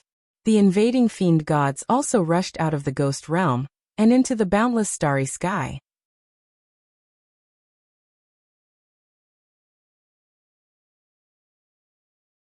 Chapter 987. Miserable and miserable, Gui Tunluo fled in panic in the void with a group of ghosts. Far behind him, countless creatures from the outworlds chased after him like locusts who had smelled blood. Because there were too many of them, they formed a thick dark cloud in the void, obscuring the light of the stars as they chased after Gui Tunluo. Gnashing his teeth, Gui Tunluo fled with countless heavenly ghosts in front of him. Heavenly ghosts had the ability to travel through the void, so they were much faster than their pursuers, so they did not have to worry about being caught up. But the humiliation of being forced to leave his home made Gui Tunluo's eyes burn with hatred. The myriad ghosts banner was extremely powerful, and Gui Tunluo was even confident that he could fight a Dao fusing expert for a short time with its power. However, the number of natal demon gods in the myriad ghost banner was too small. Although it had a great advantage against a small number of enemies, When faced with enemies that were hundreds, thousands, or even hundreds of millions of times greater, the myriad ghost banner's power could not be unleashed. I need more bodies of fallen fiend gods. Gui Tunluo gritted his teeth and thought to himself. Countless chaos fiend gods had fallen in ancient times, but more than 90% of them had died with their bodies and souls destroyed, and only a few of them had their bodies intact. He had searched the entire world of ghosts and souls, but he had only managed to gather these few natal demons. Where could he find more demon gods' corpses? Just as he was worrying about this, a huge hole suddenly appeared in the void diagonally, and a huge figure wrapped in a black and sticky fiend flame rushed out of it. The blurry figure roared furiously at the huge hole.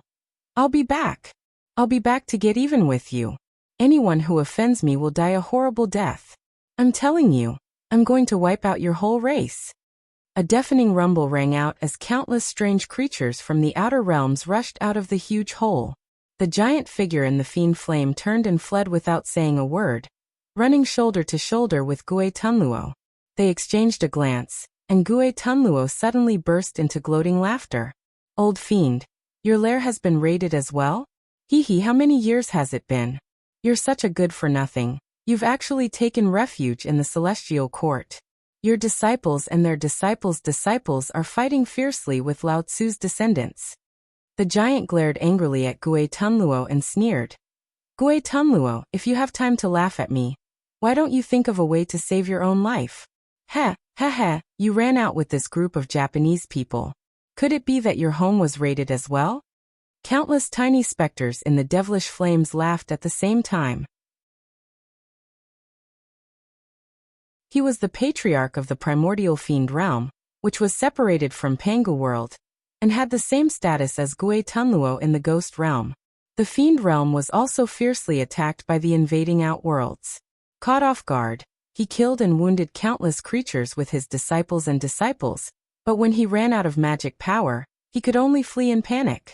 However, the flying speed of the fiend immortals, fiends, and fiends of all sizes was limited. They didn't have the racial divine abilities of the heavenly ghosts, which allowed them to break through the void and escape at will. Therefore, Tai Origin used his natal fiend flame to transform into a void, bringing all the fiends of the fiend realm with him and fleeing into the void. Now that Tai Origin demon was laughing at Gui Tunluo, the fiends in the fiend flame naturally echoed their patriarch's words and laughed at Gui Tunluo. Gui Tunluo spat angrily. The ghost and the fiend stared at each other coldly for a while, then glanced at the pursuers behind them. They no longer wanted to waste their saliva in a fight, so they just kept their heads down and fled as fast as they could. Everyone was running for their lives.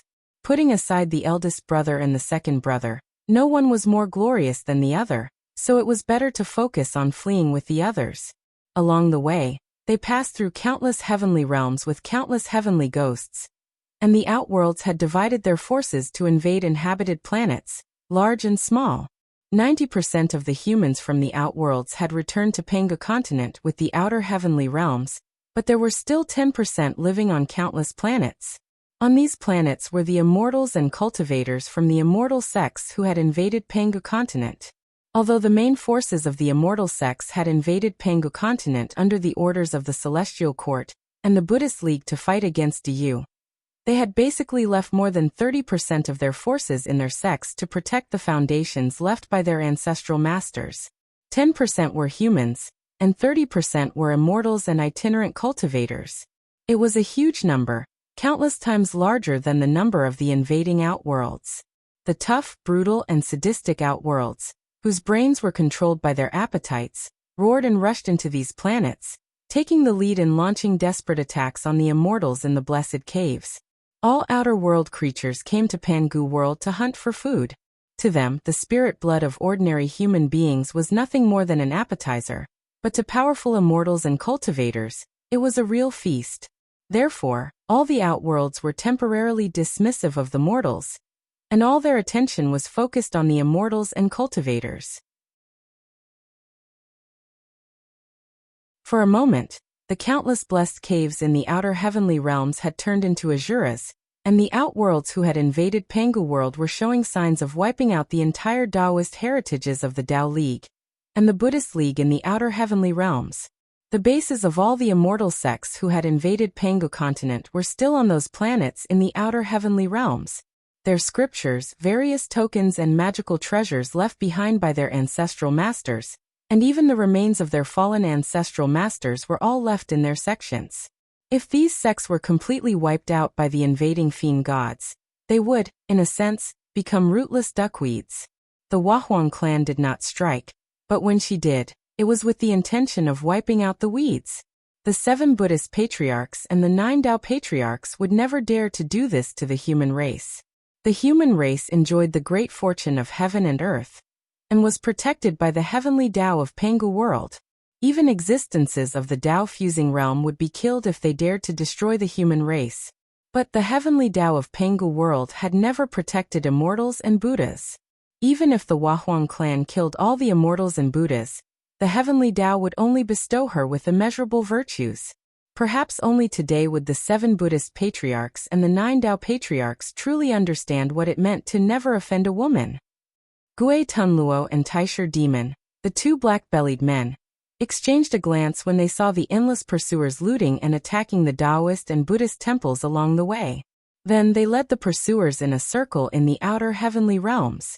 They deliberately brought their pursuers to the most famous and powerful Taoist and Buddhist sects for a stroll.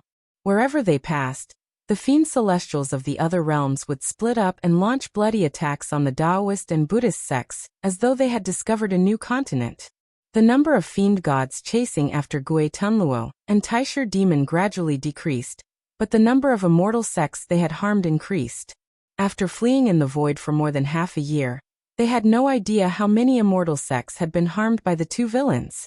Just as they were figuring out where to lead the pursuers to, countless fiend gods from the outer heavenly realms came whistling toward them. And the ones leading them were also old acquaintances of Gui Tunluo and Taisher Demon, the desolate emperor of the demon realm, and the Bailing queen of the spirit realm. The 4 of them met head-on and quickly communicated with their divine sense. Gui Tunluo laughed strangely for a while, then waved his hand and sent all the ghost children and grandchildren behind him into the small world he had created. With that, Gui Tunluo led a small number of pursuers and fled into the distance, while the other 3 led countless pursuers straight into the sky. Putting aside the Tai origin demon, the desolate emperor, and the Bailing empress, Gui Tunluo continued to provoke his pursuers as he flew higher into the sky. Along the way, they flew past countless natural barriers and restrictive spells. Suddenly, a bright light shone down in front of them, and 33 vast cloud platforms appeared in the distance. Each of them was connected by a long golden staircase.